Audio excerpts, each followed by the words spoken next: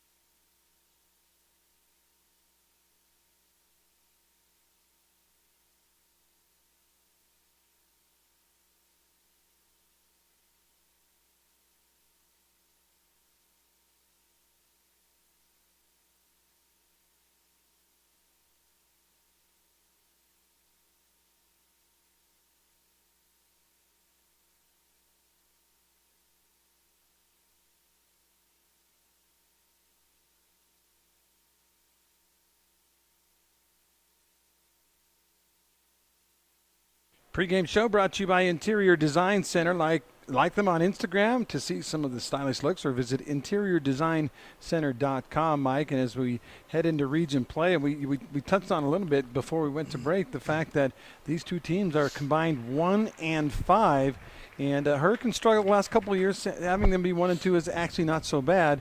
But Dixie at 0-3 right now after the success they've had really over the last, 15 years or so is kind of shocking. Yeah, and the way they have done it, which is basically playing pretty good, being in the game, but unable to hold on through the final fourth quarter. They lose, I believe the coach told us, against Mountain View. Mountain View scored against them with like a minute and a half left in the game. Roy come back and got them late. Springville did the same thing. So that's their 3 losses. Again, 25-22, 24. 24-21, I think, and then Mountain View 21-20 over Dixie. That's close, but it's still a loss. Still a loss. To quote my old colleague Mike McGarry, it's close but no cigar. No cigar. Yeah. Got that. The Tigers again got the 1 win, and they had to come from behind in the last seconds there and get the 15-14 victory over Murray.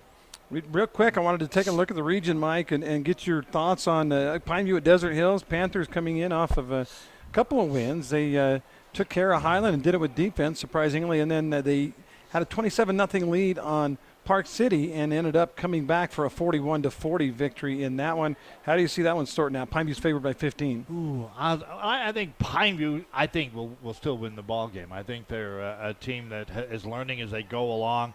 And I tell you what, on that Park City game, you never count the Miners out. You just can't. I've seen it in soccer. I've seen it in baseball. I've seen it in basketball and in football. But they did finally get that victory. I like what the Panthers are doing. They're big this year. They got some good kids, a couple coming back. I think they've learned. I hope they've learned. By the way, that game was decided on a missed extra point by Park City late in the game. That's right, yeah. Ouch. Cedar Crimson Cliffs. Crimson Cliffs has a win, but they're still fairly new school, still learning their way. Cedar, meanwhile, one of those that picked to finish in the top 3 or 4 in the region. Cedar, again, up and down a little bit. I remember a year ago when Crimson was a brand new school, people would ask me or ask about what we thought about them. I just said, well, they're brand new. Then they went right off the bat and won a game, and I'm thinking, ooh, well, maybe they're going to do some things. But they've been humbled a little bit. I still think they are a team that's got some growing and learning, yet they've got some great athletes. And so pretty good game, I would say Cedar probably. And then one other game, we should be more excited. It's 3-0 Canyon View at 2-0 Snow Canyon, but history has told us that Canyon View does win games in the preseason, but they don't in region play very often. But this year they've done it in pretty good fashion. I mean, they put some points on the board. They've been able to come out and get some big victories. I think all bets are off. Everything changes. This is region ball, and I think this year maybe Snow Canyon's finally getting accolades. I mean, they're being looked at a team that probably should win the region. Yeah. They're ranked number 1. Is that right in the state? Or not in the state, but Skyview's number 1 in the state. That's right. But they're number 2 in the state, and they were picked by the coaches and media to win the region. So they've got a lot going for them. They got a lot of good kids back. We've heard some rumors that one of their star players may not be there tonight. They may not need him. And they may not need him. Yes, okay.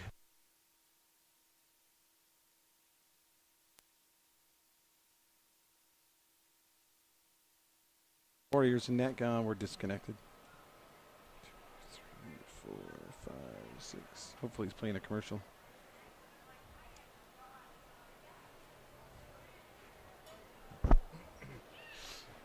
I don't know. Somebody bumped the desk or what? That was weird. I don't know what happened. Yeah. Or did we? It's a little bit loose, but it shouldn't just spontaneously do that. No. Come on, Bluetooth.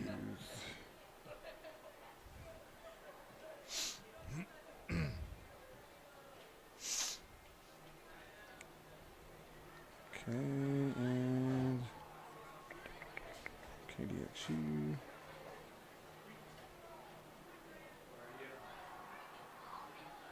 Shoot.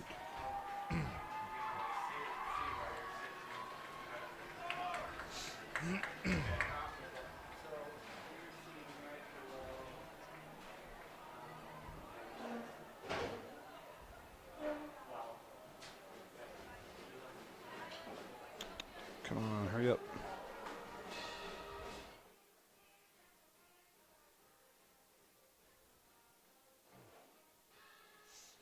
I'm not even reading it, but it's blinking, right? Yeah, it's blinking. There it is.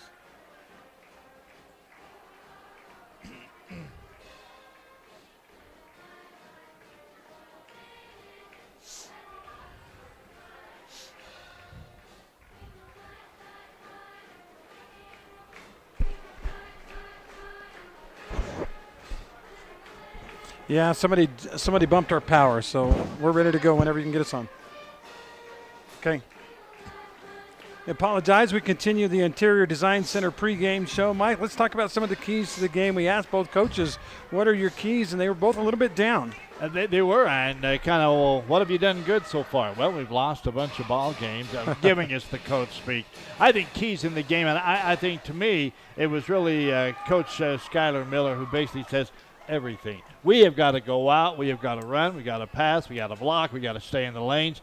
Basics of football, they got to get themselves going in this one tonight. And the one word I think that came away from him, we want effort. Yeah, effort. Every man needs to have effort. Keys to the game brought to you by Camping World of St. George. Find a huge selection of all the top brands, sales, parts, service, and a full retail store. Visit 1500 Hilton Drive or go to campingworldstgeorge.com. We'll get to our starting lineups brought to you by Sky Mountain as we're going, and also our Star Watch brought to you by Sports Clips. But we're ready to go as here we go. Football flies into the air. We'll go into the end zone, and the Dixie Flyers on the road here will start 1st and 10 at their own 20-yard line. Yep, so they'll bring it out to the 20-yard line, getting ready to go here.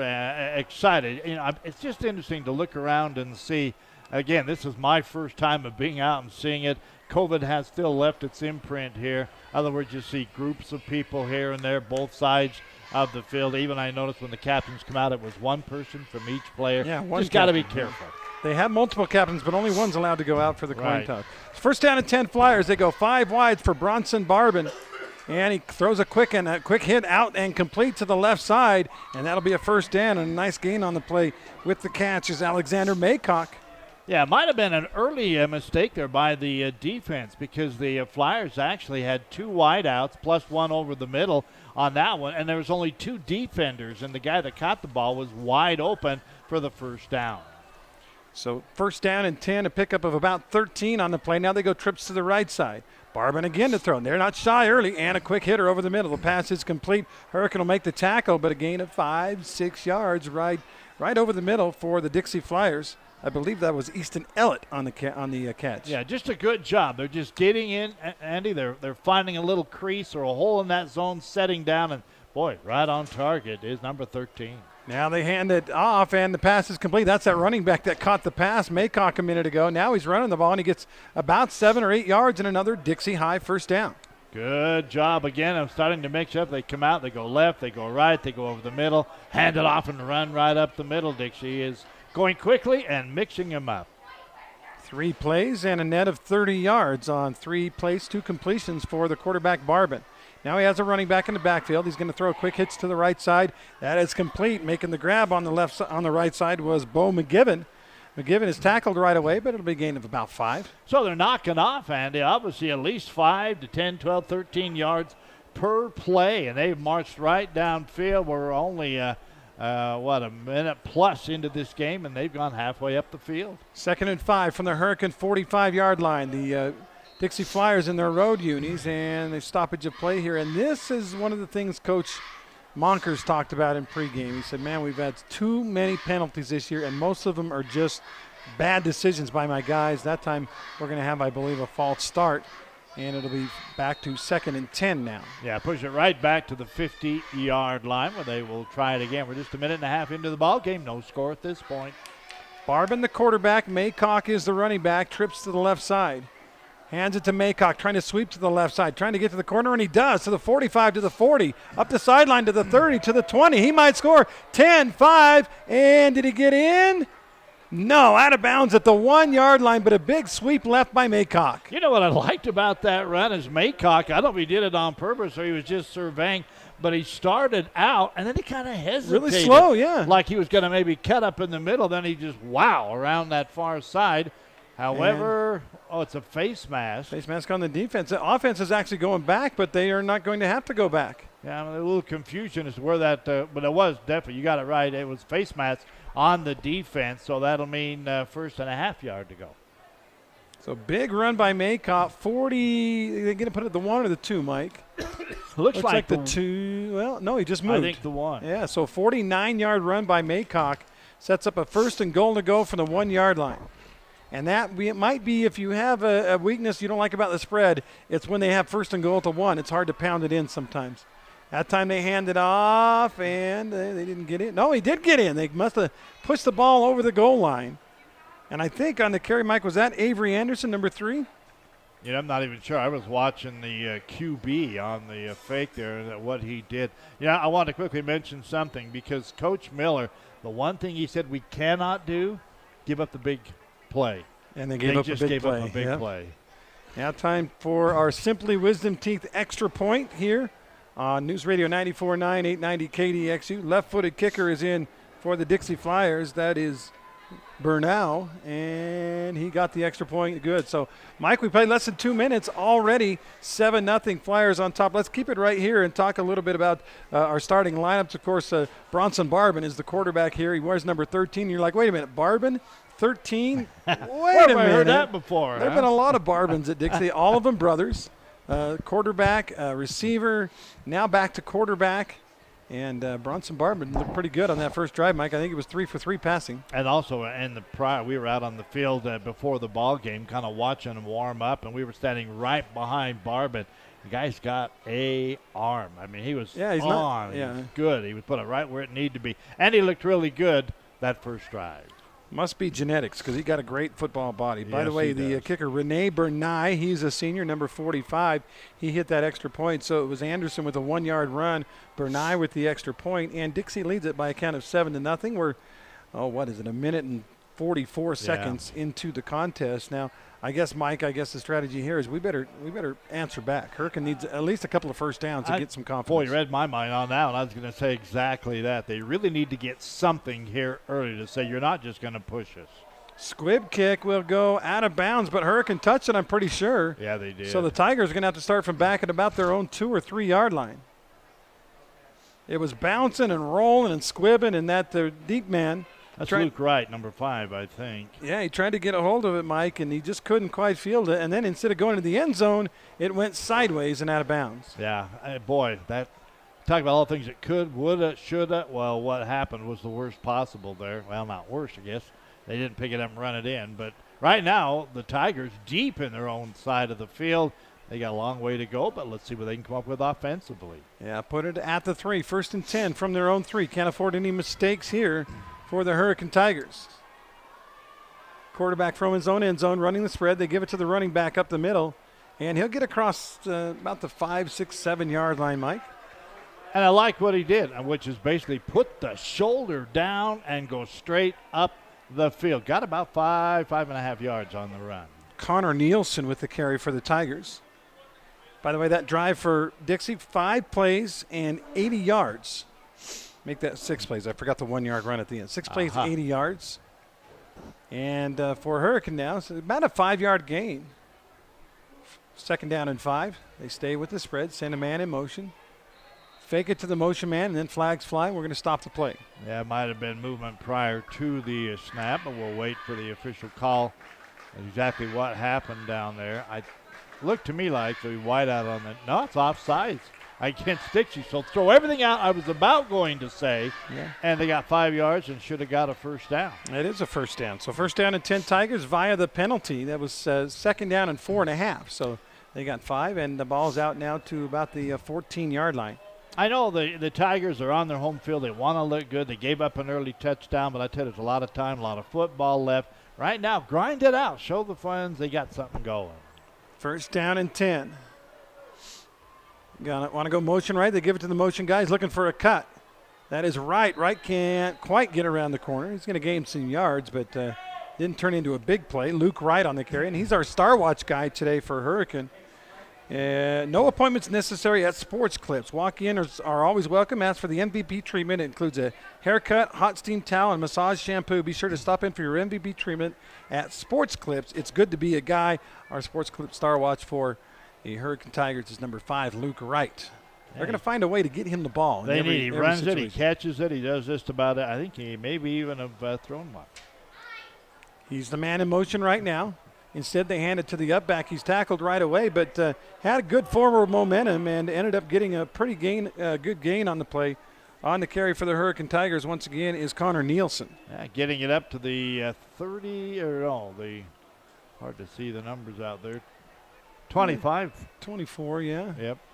So 3rd down, first big 3rd down of the game for Hurricane, and they're about 4.5 yards away. Another offsides would help them right now, get them a first down. That would help. 3rd down and a long 4. Send right in motion. They run the option down the line. They pitch it to right, trying to get to the corner. Breaks one guy, miss, gets around the corner, gets a first down and more. Down the sideline and finally steps out of bounds. But what a great Dipsy-do move. Turned his shoulders in it, and then instead of going in, he cut it back outside, got to the corner, and got a big play. And I do like also from the quarterback there for the Hurricane Tigers, and he flipped that off at precisely the right time. That guy was closing in on the last second. He flips it. His trailer was right there, and Wright got around the corner. They say he stepped out at the 36, so only 12 yards on the game, but that on 3rd down and 4, that's exactly what you needed. Tigers on the move again with a 1st down and 10. I like what we're seeing from both teams here early in this one, 7-0 Flyers.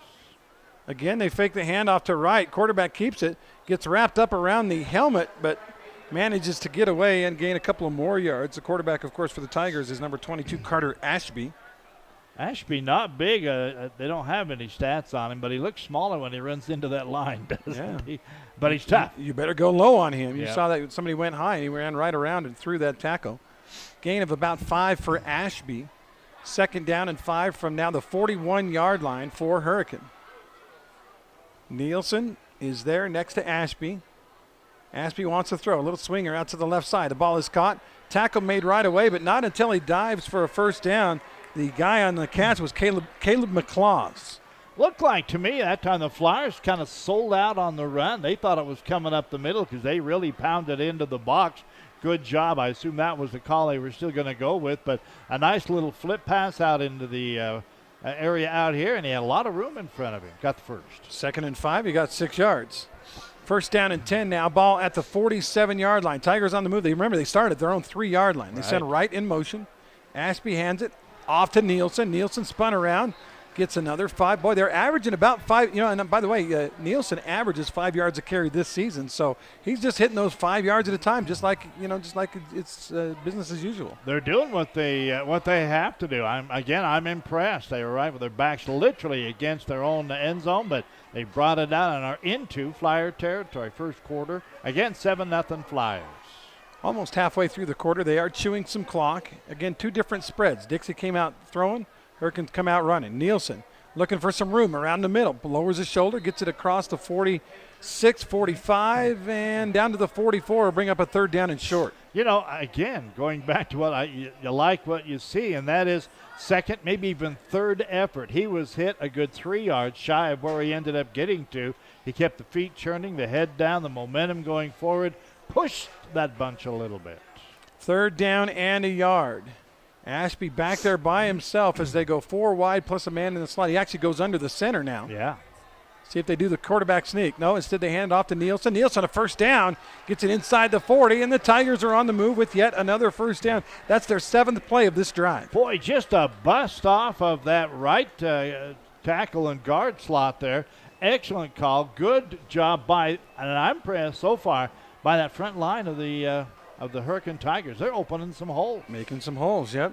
Ball down to the 38 now of Dixie. Hurricane on the move, down 7-0. Ball at the 38 on the plus side for the Tigers. They come out with a kind of a pistol formation. They send right in motion. Quarterback runs the option. They pitch it to right around the corner. Cuts it upfield this time into a pile of Flyers, and he'll end up gaining about 3, maybe 4 yards. A good job of setting the edge for Dixie where he had to cut in. That was the same play where he got around the outside last time and got that big gain, but you're right, Andy. That is, the set was made. They turned all the flow inside, and they ended up getting, I think, 5 yards, a little more than I thought they got. They're averaging 5, Mike. I mean, if you average 5, you're going to win football games. Some stuff. So, 2nd down and 5 from the 33-yard line now for Hurricane. Ashby and Nielsen in the backfield with 2 wide receivers to either side. Referee motions his arm and says, let's go. Ashby sends right in motion and fakes it to him. Ashby keeps up the middle, trying to get to the edge, and a nice cutoff by the D lineman out there. Ashby is thrown backwards after about a 2-yard gain. Looked like, Mike, that was going to go big, but one of those linemen stepped out and forced him inside. Yeah, again, that's exactly what happened there. Good job now. We see the Dixie defense maybe finally kind of figuring a few things out. Number one is your job is to protect the outside. You better do it, and they've done it twice in a row. Early score on a Region 9 Hearst State's Hardware scoreboard. Snow Canyon already up 7-0 on Canyon View. It looks like they returned the opening kick for a touchdown, Mike. Ooh, that's pretty quick. Good start for the Warriors. Yeah. 3rd down and 3, a 2-yard gain that time by Ashby. And you figure 4 down territory. They send Wright in motion, fake it to him. It's a bootleg. Quarterback in trouble, gets away from trouble, runs into his own guy, cuts it outside to the 30, to the 25, and that'll be a 1st down for the Tigers on a great scramble by Ashby. I tell you what, he deserves all the kudos on that one. That play was designed, I believe, to maybe screen on the far side, but the defense was so much in his face, he reversed back to the near side, and you called it. He ran right in the back of his own player, still got the 1st down. Yeah, got it to the 25, a gain of 8 on 3rd down and 3, and the Tigers keep the drive alive. 1st and 10 at the 25-yard line. We're already under 4 minutes to go in the 1st quarter. Hurricane chewing that clock on this now 10-play drive. Handoff to Nielsen again. One of the linemen gets to him early, but he has the forward lean to get 2 or 3. Yeah, again, they bent just a little bit. Give a little credit here on that last play. I believe that was Kenneth Erickson, a big junior defensive lineman that stepped in and got the stop. 2nd down, let's give him 2.5, Mike. 2nd All down right. and 7.5, maybe a short 8, a long 7, if you want to go there. And the clock is rolling along. 3:25 to go in the 1st quarter. Dixie scored in less than 2 minutes. Hurricane now has had the ball for 7 minutes on this drive. But they're moving it. That's the good news. Ashby sends a man in motion. That's Wright. Wright in trouble. Dances away from one guy. Spin move. Now he's hit hard. That's a Sand Hollow Resort big hit by Dixie High as they come flying in there, and Wright takes the brunt of the punishment. I think the first one there was Bodie Ray. What a good linebacker he is. Bodie saw what was happening, stepped up. I don't think he ended up getting the tackle, but he hit the runner, knocked him off balance, and then his teammates got him.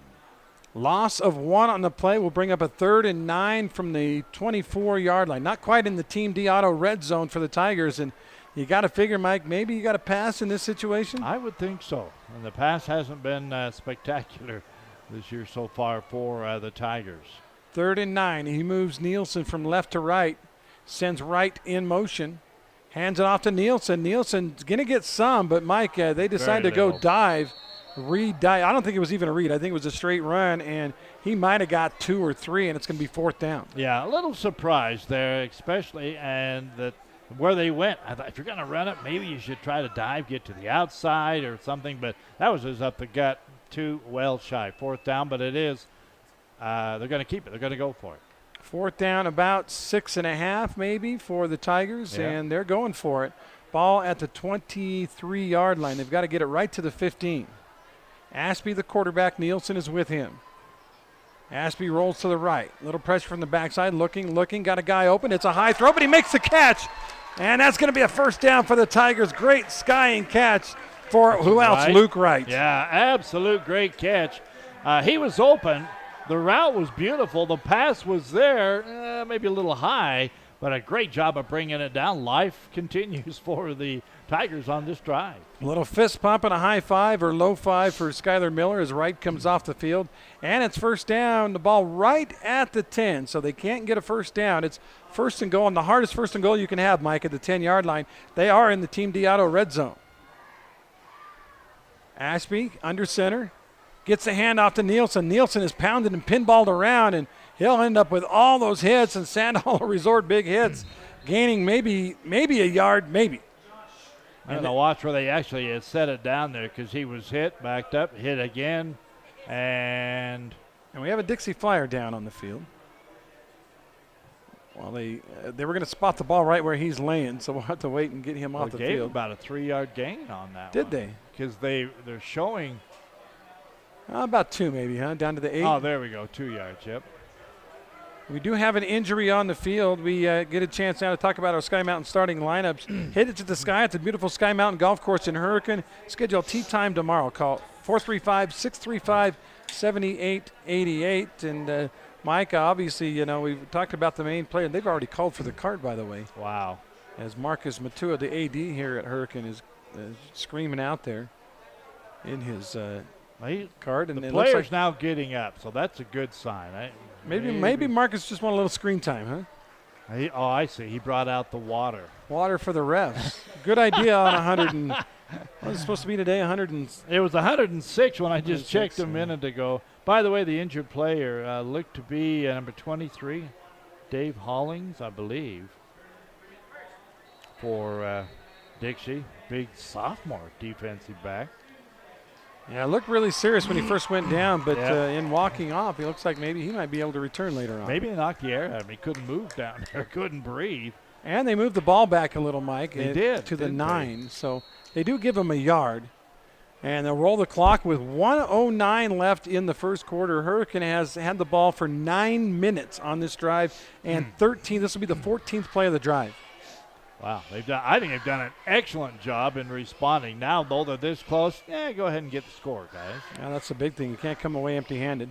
Send right in motion. Quarterback rolls to the left. He's being chased. Throws it to right. One-handed grab, and Luke Wright is going to score a touchdown on one of the better grabs you'll ever see in high school football. I'll tell you what, when that, left the arm of the QB, immediately my mind went, oh, my gosh, he's missed his wideout out there. But Wright, at full speed, you called it, Andy, got the big paw up there, hauled it in, and it is a 1-point game.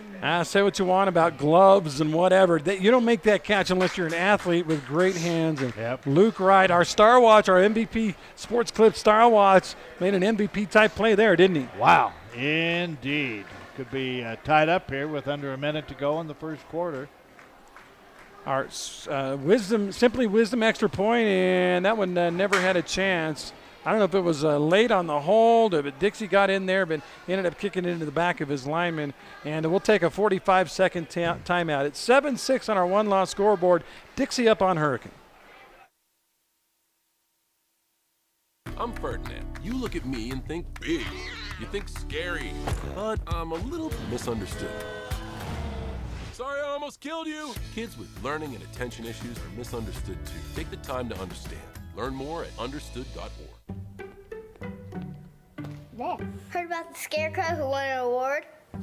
He was outstanding in his field.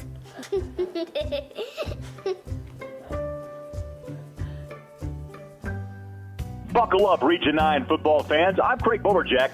Holbrook Asphalt has agreed to buy fans a Holbrook Asphalt big score dessert at Yogurtland right after the game when your team scores 25 points or more. And I'll see you there.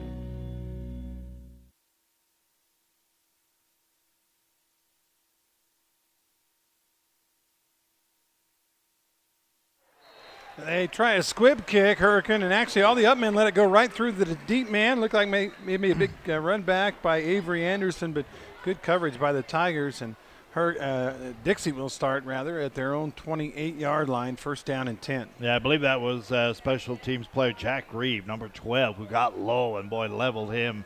He was the first man to him, was able to bring him down short of the 30-yard line.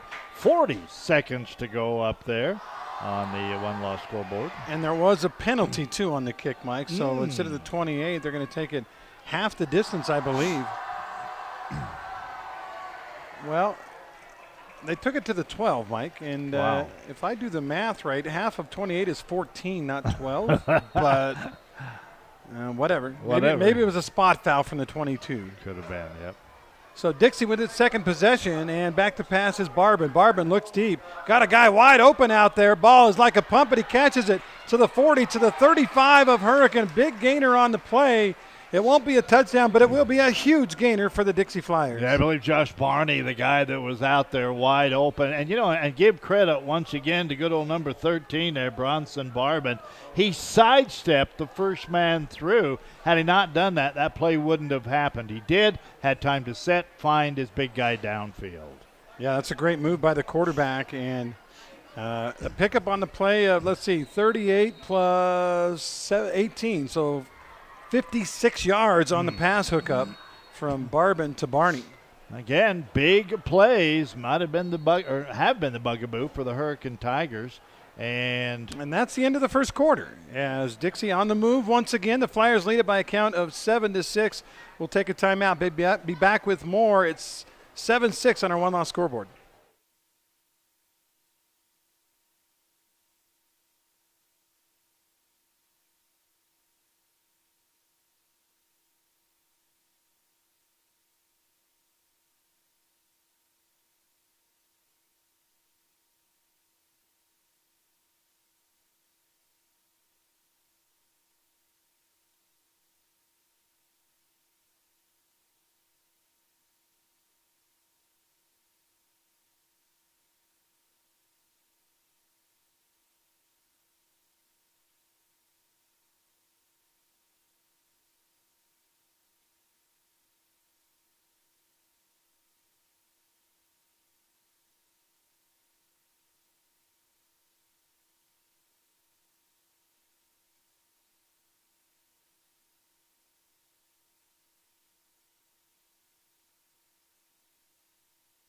Welcome back. Some Region 9 Hearst State's Hardware scores for you. Mike, I missed the play. What happened there? A little sweep to the near side by, I'll pick it up. Was it here. Maycock, 30? No, number 4, I think Anderson on the wide. Oh, okay. Anyway, picked up 4 yards. Second and 6. Barban to pass this time, throws it over the middle. Ball is caught by Anderson right up the gut. And what happened? Did he not go down, Mike? He did not touch the ground. He was hit, but as he went down, he sat on top of the defensive player. And, yeah, that's exactly what happened, and the officials say he scored. Wow. That'll be I thought he was down, Mike. I really did, but he was, I guess, just on top of the other He players. sat right on top of the defense. Never did go down to the ground. So that'll be a 28-yard pass from Barban to Anderson. Anderson scores his second touchdown, and Dixie now up 13-6 with our Simply Wisdom Tooth extra point coming up. By the way, I said it was the end of the first quarter. That was actually a timeout last time. The clock actually reads 0 now to end the quarter, but of course they're going to try the extra point first. The score I was going to give with Pineview at Desert Hills, our compadres over on ESPN Radio. It's 14-0 right now, and that extra point is way wide to the right, and so the score will remain 13-6. And now we'll take our quarter break as Dixie leads it by 7.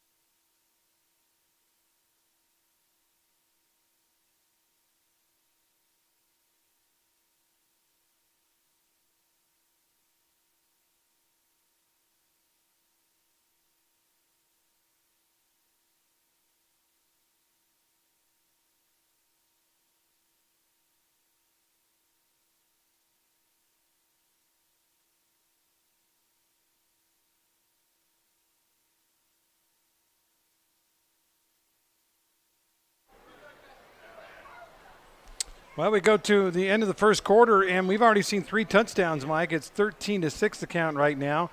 Dixie on top. They've actually scored 2 touchdowns, and they've only had the ball about 3 minutes of game time. I was going to say it is a big play versus long, sustained drive, and right now, big play's leading.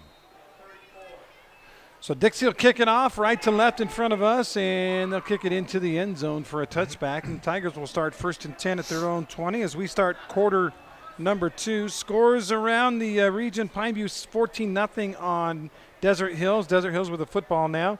And Snow Canyon so far 7-0 over Canyon View. We'll also check on that Cedar Crimson Cliffs game here in just a minute.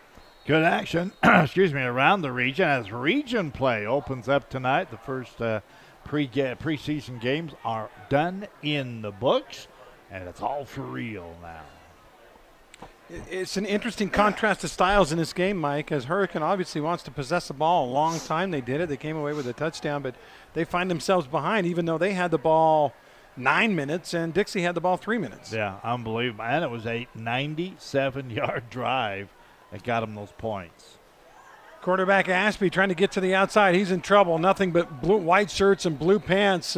And he scrambles around and ends up losing about 5, maybe 6 yards on the play, Mike. I was counting, Andy. There was no less than 5 Dixie Flyers right out there. That time they smelled that one out very quickly. The defense, both linemen and backers got out there. There was nowhere to go. And he actually ended up just sliding down saying, let's start that one again. By the way, Cedar, a field goal and then a pick 6 against Crimson Cliffs. The Reds lead the Mustangs by a 10-0 count in the first quarter. Okay, interesting stuff. Right now, kind of on as far as I would have expected to see the game. No big surprises just yet. Right goes in motion. Ashby wants to run the option. Pitches it outside to right. They're really not. Oh, another big hit on the play. Sand Hollow Resort, boom, on the play. And coming in and making that big hit, Mike, was number 32 for the Flyers. That is Keelan Washington. He's the guy, in pregame, everybody he was like a first-team all-region selection preseason, and he's been kind of quiet these first three weeks, but there was nothing quiet about that hit. Boy, absolutely is. Aren't you the guy that says the decleater there, where you leave the cleats in the ground and the guy's back about 10 yards? He took him down at a big, big loss. Or as Coach Croshaw would say, a snot bubbler. One of those, yeah. Good old Crow. I saw him not too long ago. Unfortunately, like most of us, he's getting a little older. 3rd down and long. Quarterback Ashby gets out of trouble. Now he scrambles. Breaks one tackle, breaks another. He's dodging everybody in the building, but unfortunately there were so many white jerseys. He made like 5-6 guys miss. There were still 2 or 3 more. And he actually ducked under 2 of those attempted tackles. He's a small guy, but he was doing everything he possibly could. It didn't work. They still are way back this time. Big 3rd down play coming up. Yeah, that was 3rd, Mike. It's 4th now. Excuse me, yeah. So they end up netting a minus about 9 yards on 3 plays, and looks like the Tigers are going to have to punt from deep in their own territory at about the 11-yard line. Well, and I think coming up, and I know we still have a lot of time, 10 minutes in the first half, but I think it'll depend on what happens here, but now's the time where the Tiger defense is going to have to step up. You cannot give up another big play. You can't give up another point this early in the first half. Bo McGivern, the deep man for Dixie, and flags and either a delay of game or somebody moved as the punt never happened. Usually punters will kick those anyway, even though the play stopped, because they want the practice.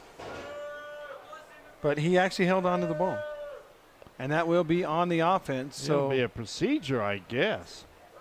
Yep, that's what it is. So it'll be 4th down, and instead of 19, it'll be 4th and 24 as the ball goes all the way back to the 6.5-yard line. Yeah, right? now you're standing midway through your own end zone, so everything's got to work perfectly this time. Better not make a mistake here. Amen.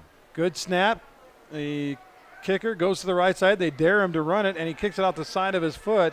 It'll bounce at the 28 and bounce backwards. And, Mike, that's going to end up being about a maybe 18-yard punt. They didn't even get the first down. No, they didn't. That was pretty sad there. I know what they were trying to do. He was watching. Maybe if it's open. Maybe they don't practice that a lot. That's a run kick, and it didn't work. It really hurt him. Now the Flyers with a great opportunity to really kind of take control here in the first half.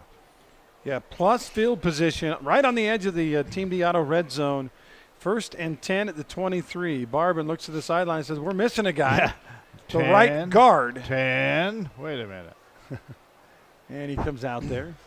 And it'll be 1st down and 10 from the 23. They hand it to Anderson. Anderson makes one guy miss. Looks for the corner to the 15, to the 10, and he's plowed down at about the 10-yard line, but he'll have a 1st down. Yeah, looking all the time. You could see him picking his way there. He found a little hole in the line, scampered through that, and then he kind of picked up the defense, got a couple more yards. 1st down and just outside the 10-yard line. Yeah, they can get a 1st down at about the 1.5. So 1st down and 10. Handoff up the middle. It's Maycock this time. No, a different running back in the game. See if I can pick up that number, Mike. It was number 3 on the carry this time. That is Avery Anderson on the carry. So Anderson gets about 3, 2nd down and 7 from the 9. Anderson, a senior this year for the Flyers. And he stays in at running back with Barban. He looks so small next to Barban. Yeah. Barban rolls to the right side, looking for the corner. He's going to sprint. He gets around the corner, cuts it upfield, and he is hit hard right at the marker. I don't think he got the first. And your quarterback probably don't want him taking big hits like that. Yeah, but he's big enough. I'll bet he dished out about as much true. as he received on that one, because he floated out there. He looked ahead. He was hoping he could find somebody open. Ended up about 2 yards shy of the 1st down. They actually put him out of bounds at about the 3.5. So it'll be 3rd down and about 2 for the Dixie Flyers. They lead it by 7 here, early 2nd quarter. Anderson stays in at running back. He gets it, looks for a haul. He gets the haul, gets a first, and then gets hammered at about the 1-yard line. We've seen some great hits already in this game, Mike. Boy, we absolutely have that one. I couldn't see there's a lot of players there, but what I did see is one player stop, go the other way, and that was only because he was being pushed that way, but he rolled ahead for the first down. Yeah, the good news for Dixie, even though there was a big hit, they got the 1st and goal now at the 1 yard line. They send a man in motion. It was all the window dressing for Anderson, and he is pushed backwards. Nope. It'll be 2nd down and goal. Yep, the official from the far side comes running in with the hand in the air, meaning nope, it's down right here. That's the 4th play of this drive. So far, Dixie had drives of 6, 3, and now 4 plays. The big strike team. Yeah. Now this one given to them almost on a platter on a bad kick. Now they send the motion guy, and he gets it, and he's going to easily jog around the end for the touchdown. I want to see if I can get a number there. It looks like number 19 for the Hurricane Tigers. That's Eloa. Eloa, just a sophomore. I tell you what, he's a tight end. No, excuse me, that's the other way around. I apologize. Caden Cooper. Cooper set a beautiful block and allowed his man to get in. And that was Ellett, by the way, that got the touchdown. Now Dixie will go for 2 to try to get back on track. Barban to throw. Nothing there. Now he's scrambling. He's in trouble in the backfield. He rolls to the right side, throws it in the corner, and that's an easy 2-point conversion. Wow. As he hits, I believe, Anderson. No, making the catch was, the other Anderson. There's 2, Shea and Avery. That was Shea that got the catch. Just a great job on that time. Got himself into position. He never stopped on his quarterback, and, of course, that quarterback finally found him. 21-6, Dixie on top. We'll be right back.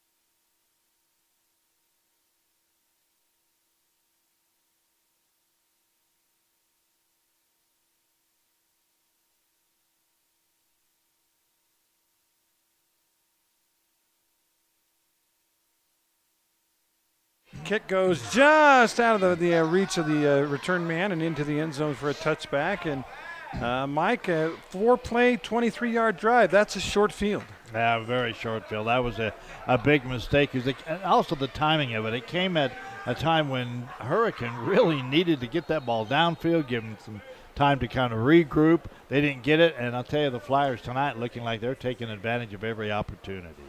So Hurricane on the touchback will start 1st and 10 at their own 20-yard line. Tigers 2 drives in this game. The first one, 14 plays and almost 9 minutes of play and a touchdown. The second one, 3 and out. Ashby sends a man in motion. Gives it instead to Nielsen up the middle. Nielsen spun around, but a nice, generous gain on the play of 7 or 8 yards. I like that. Again, just a little bit of a delay handoff up the middle as the flow kind of came to the near side, and then kind of a reach back through the middle. Good job getting up the middle for a big gain. They need, once again, to get this thing moving upfield. How about this? Desert Hills on our Hearst States Hardware scoreboard has come roaring back. They just scored to make it 14-13 with the extra point pending. Looked like Pine was going to run away. Desert Hills says, oh, not so fast. Yeah, not so fast there. 2nd down and a couple for the Tigers. Got to stay ahead of the chains. Ashby gives it to the motion man. I believe that's right. No, it's not right. And it will be a 1st down and a nice hard run up the middle by Cody Paletta, number 20. Senior running back Paletta actually ran into his quarterback, and maybe that was good because it kind of threw the defense off. Then he popped through, got the 1st down, the ball all the way up now to the 34-yard line. That's some good blocking, right? If there you can run into your quarterback and still have time to make some yards. Yeah, absolutely. Good stuff. Hurricane trying to execute their goal, and that's to run the clock and score eventually. And they have another 1st down. 1st and 10 at the 34-yard line on play number 3 of this drive. They could burn over 6 minutes and score. This would be a brand new ball game here. Ashby, the quarterback, sends a man in motion, fakes it to the motion guy, runs it himself, and he probably should have given it to the motion guy because he was snowed under by 2 Dixie Flyers. Yeah, but Cade Fielding, number 18, was the first man through the defensive lineman, a senior, and he had a lot of help. That didn't fool the defense at all. Ends up being a loss of about 3, Mike. Second down and long. Yeah, 13 yards to go. They need to get all the way up to the 44-yard line. We'll be coming at you, the InfoWest halftime report, in about 6 minutes of game time. We'll have Wilkinson's stats, what we can. There's not a live stat program right now for this game, so I'll give you what I have, which isn't much, and then we'll and I'll tell him what a good job he did on what he has. That's my part of the halftime. So. Second down and 13. Play action pass. Ashby on the run. Gets away from one guy. Now here comes trouble, and he's going to get dragged down. And you could make a case for a flag, no penalty. And I think Ashby felt like he was face masked, but the referee kept his flag in his pocket. There is one on the far side of the field, unrelated to the tackle. Yeah, and that's a little altercation between a couple of players, and I'm not sure which way it went. I saw the end of it, which is usually what the officials see too. But yeah, that's true. 2 players got into a bit of a shoving match, and we'll see what happens here. You know what they usually do? They call it on both teams and offset the penalties. You hate that, don't you? I really do. Pick who started it. Pick somebody. And they actually did. They picked Dixie. Yep. Personal foul on the Flyers. Nope. That'll be. No, it's both ways. Oh, well, then why is he moving the ball? Oh, they're going to replay the down. They're going to say it was during the play. Okay. So that's actually advantage Hurricane because he lost about 5 yards. Absolutely. Going off for Dixie was McCade Fielding, number 18. I'm assuming that means he was the guy involved, but they both got the penalty. So rack him up. Let's do it again. So, well, they changed the down marker, Mike. That's weird. They didn't give him the loss, but they changed it down. That makes no sense at all. And somebody's questioning it. Well, they should. Either the play counted and it should be about 3 yards back from where it is, or the play didn't count and it should still be second down. The head official was talking to the near side like, no, we got this. But the other officials all come together, and apparently the head official is right because they're leaving it there. Well, he might. I mean, he's the guy with the ultimate authority, but that's not the right call. Either if it's post-play, you go back where the sack was, Mike. If it's during the play, you play the down over. I think they're talking about what down is it. And I think they're indicating second down. Well, it should be third and about 16 or second and 13, not third and 13. Yeah, I think now they're back to second. So they just had to get the word to the right people. It was during the play. So there you go. Second down and long for the Tigers. They tried play action. That didn't work as the Dixie pressure got to him. Now they send Wright in motion. Wright doesn't get the handoff. Ashby in trouble again. Gets away from one guy. Gets away from another guy. But here comes again another wave of Dixie tacklers.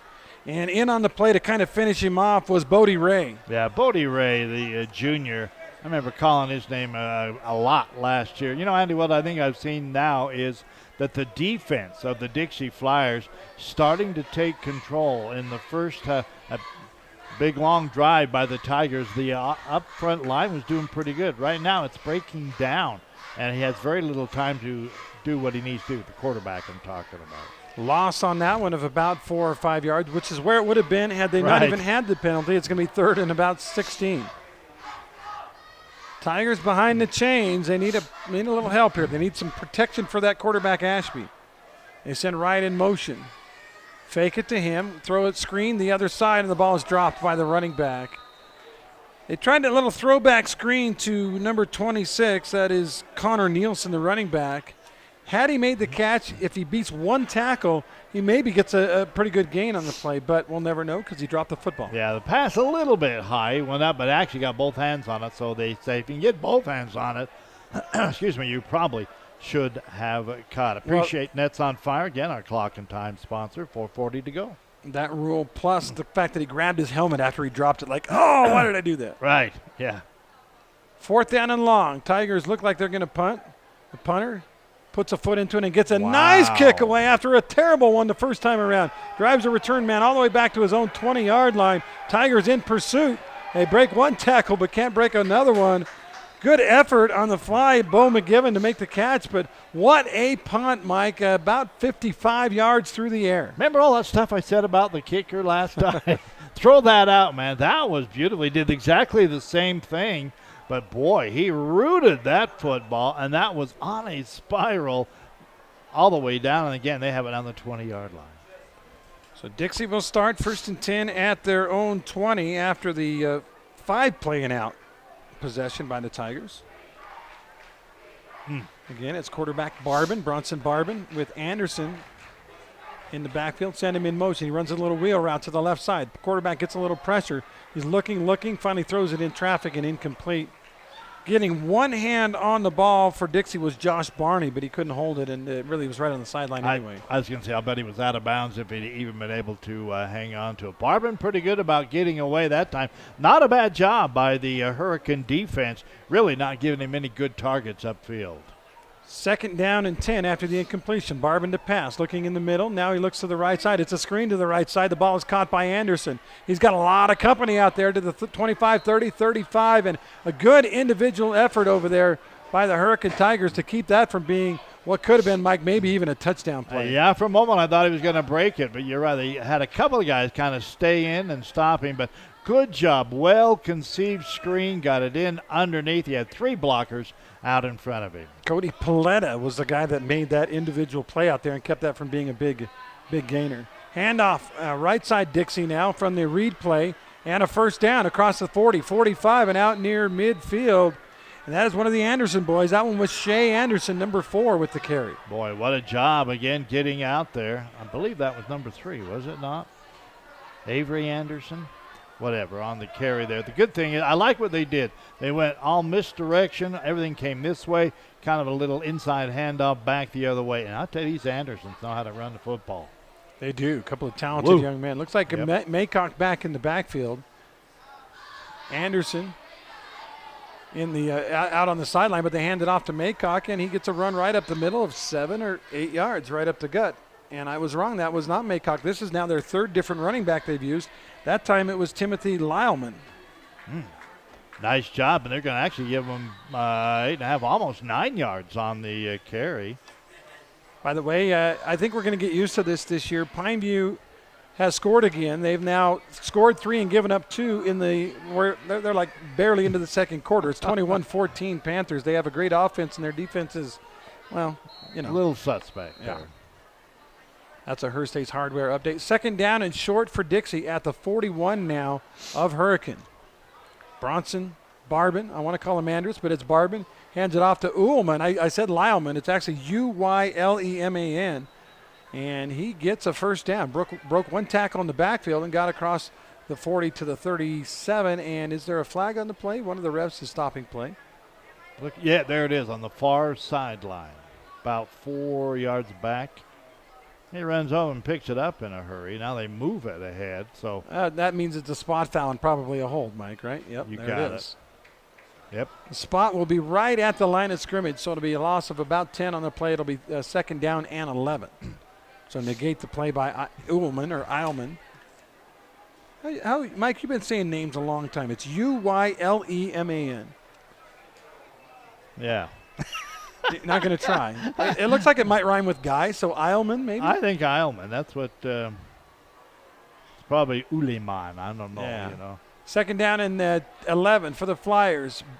Barbin on the run. He gets a keeper, gets to the marker, and steps out of bounds, and I believe the QB scrambled for a 1st. Yeah, good job by Barbin that time, Andy. He went out. The intent was, of course, to get the ball downfield on a pass. He looked up, didn't see anybody, really open, ran, but when he got right to the chains, he stepped out of they're going to say he didn't get it, so it's going to be. He got right there. Yeah, 3rd down and 1. Empty backfield except the quarterback. 5 wides for Barbin.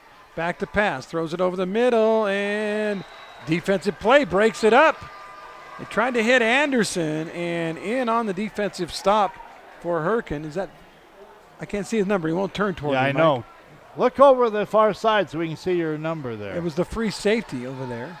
And Dixie hurrying and going on 4th and short, and Hurricane falls off sides. You don't see that very often. He did not only jump offside, he fell literally offside. Wow. That was crazy. Should be an automatic 1st down for the Flyers, and it is. Yep, they move it ahead 5 yards. That hurts. You got 2.5 minutes to go 1st half. You need to stop, you being the Hurricane Tigers, stop the Flyers, not give up any more. Already trailing right now by 15. Well, 1st down and 10, Dixie. And the ball now at the Hurricane 36-yard line, 2:36 on the clock. high school football right here on KDXU, brought to you by our good friends at the Scott Gibson team at Intercap Lending. Barban to throw. Got a guy wide open, deep over the middle, and he overthrew it. Maybe, I don't know that I can blame the quarterback, Mike. The receiver turned around, and had he just kept running, might have had a chance to make the play. It's like he was looking back over one shoulder and thought, oh, wait, I can't see it good enough. And when he did, the turf monster got him out there, too, and he went down. So. And he was literally wide open. There was nobody even close. Yeah, he'll go to the sideline. Think about that one. 2nd down and 10. By the way, our first down tonight brought to you by Fabulous Freddy's. Fuel it up, wash it down, and save it to Southern Utah. Fabulous Freddy's, River Road, and over there on Bluff Street, right by the Cherry Creek Studios. 2nd down and 10. Barban on the play action. He's in big trouble, and down he goes. A gang tackle by that Hurricane D line. I don't know if that was supposed to be a screen and they were letting guys through, Mike, or what, but a lot of guys got there in a big hurry. I think the biggest defensive play of the first half for the Hurricane Tigers maybe be really timely with now clock winding down to around 2 minutes to go, but that pushed them way back. The ball now at the 44-yard line.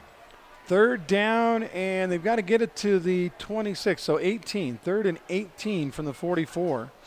Barban looks to the sideline. He gets a call from the coach, and, the calls with Dixie are Oklahoma or Longhorn or Illinois, or, that's the calls they get from the sideline. And I don't know what most of them mean. Yeah.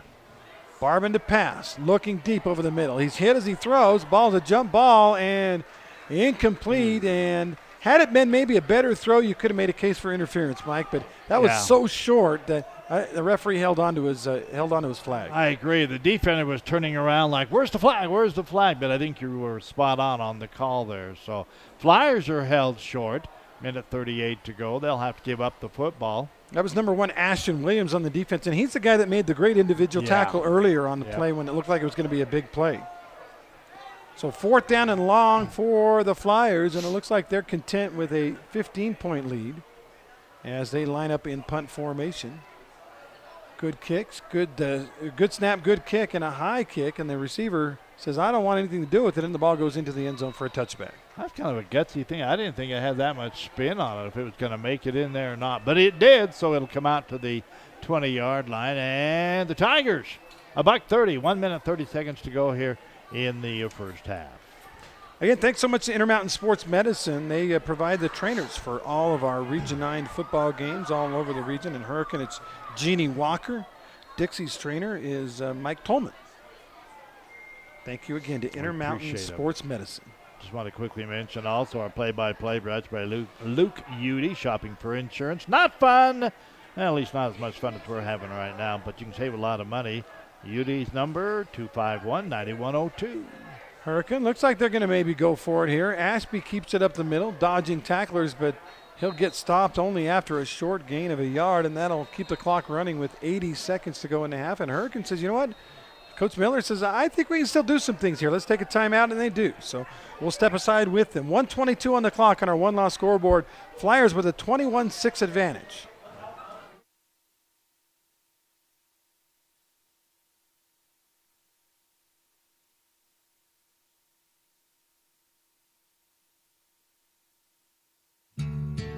Beyond the park you know, exists a world you don't. A world that is greater. Greater than just one passion. Greater than just one adventure. Greater than just one moment. Come to where life is greater. Come to Greater Zion.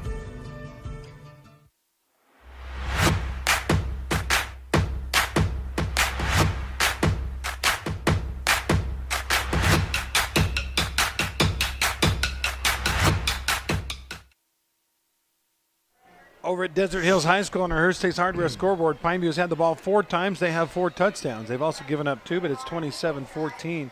Panthers ahead of the Desert Hills Thunder. That's a 15, according to Nolan Perry's Power Guide, that's a 15-point spread. Desert Hills came roaring back to tie it at 14, but that Pineview offense is something else. Yeah, they must look at that spread and thought, we need to get back there again. So 2nd down and 8 for the Tigers after the timeout. They run a little screen outside to Wright. Wright is in trouble as he can't even break the first tackle, but even if he does, there's 2 or 3 more Flyers coming. And now Dixie will take a timeout. How about that? Wow. little gamesmanship here. All right, if you're going to take a TO, I'll take a TO. Let's see if we can get some more points before the half.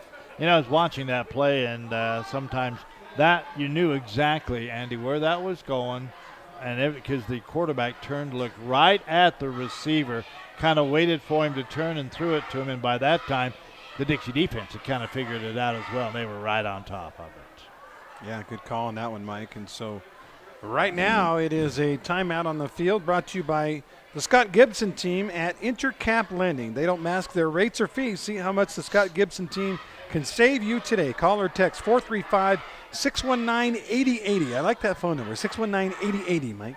All right. That's good. one even an old guy like McGarry can remember. And I appreciate all that effort there to make one I can kind of remember. The number I've got most of my mind now, though, is 2020. 2020. That's the year. That's this crummy year with a lot That of is a stuff year a going on. lot of us are going to try to forget. I lost my mom in the year 2020. We've had hurricanes. We've had, of course, a nationwide pandemic. We've had, or a worldwide pandemic. We've had riots in the streets. Yep. I just found out, unfortunately, on a little bit of a personal note, I got a brother-in-law that probably won't see 2021 now, cancer. And so you're right. It's been a rough year. 3rd down and 10 for the Tigers. Ashby on the run once again. Gets a pass complete underneath. And fighting for a first down. What a run by that Hurricane receiver out there on the far side. That was number 13 for the Tigers, which is Bubba Moore. Way to go, Bubba. You got a name like Bubba, you got to be tough, right? That's right. I remember talking to Bubba Moore's dad last year. I asked him, I said, who's this Bubba Moore? Not knowing he was just a guy there, He goes, that's my son. That's my son. Yeah. Doggone good player, is what I wanted to say. No, he's a great kid. He really is. So good to see him get involved now with just over a minute remaining here. Suddenly this quarter, which has been rolling right along, has slowed down. Yes, it has. Of course, again, 0-3 start for the Dixie Flyers. They're trying to shirk that off, but their 3 losses, Mike, by a combined 7 points. A field goal, and a point are their 3 losses this season. And I was talking with Coach Monkers before the game. I said, Blaine, your kind of tradition has been you have 2 or 3 good years, and then you have a rebuild year where you got a lot of sophomores and young guys in playing. And he said they start to figure it out midway through the year. And he says, boy, I sure hope so. They need to figure it out soon. Munkers is so fun to talk to. He is. He'll always give you some good quotes. May not be able to use all of them, but there were some good quotes. So Hurricane with a first down and 10. Ball at the 31-yard line. Ashby to throw again. Throws it out on the sideline, and it is caught by Luke Wright. But it's going to be a gain of about 5, and the clock will continue to run with 54 seconds to go. Tigers thinking, Mike, they can still get some done here. Yeah, I was just saying, had to leave his feet that time. He did catch it, but he didn't gain any more yards. 2nd and 5, and Ashby just spikes it to stop the clock. And it'll be 3rd down and 5. Well, if you didn't get it on the play, you can kind of fabricate the timeout to yourself. We really do appreciate all of our great sponsors. Again, as you look upon that scoreboard, 21-6, brought to you by One Law, easy with highly skilled, passionate lawyers for all your legal needs. Make that one call to One Law, your dedicated personal attorneys. First night of region play here in Region 9, and actually a lot of regions around the state are just getting going tonight. And well, we've got some scores for you. Pineview up 2 touchdowns on Desert Hills. Snow Canyon up 3 touchdowns in the first half on Canyon View. It's 28-7 out there at Warrior Field. Ashby, quick hitter to the left side or the right side. It's a catch and a first down. That's a nice looking play, Mike. Just a boom, boom. Yeah, I like that. Once again, Jack Reeve out here, the wide receiver on the near side. Catch, got as many yards as he could and stepped out of bounds wisely. Stops the clock. Dixie giving Reeve a little bit of cushion. He said, all right, I'll take it. Just a quick out. Gain of about 7-8 yards and a first down. Ball up to the 46-yard line, 1st and 10. Every team does work on the 2-minute drill, some more than others.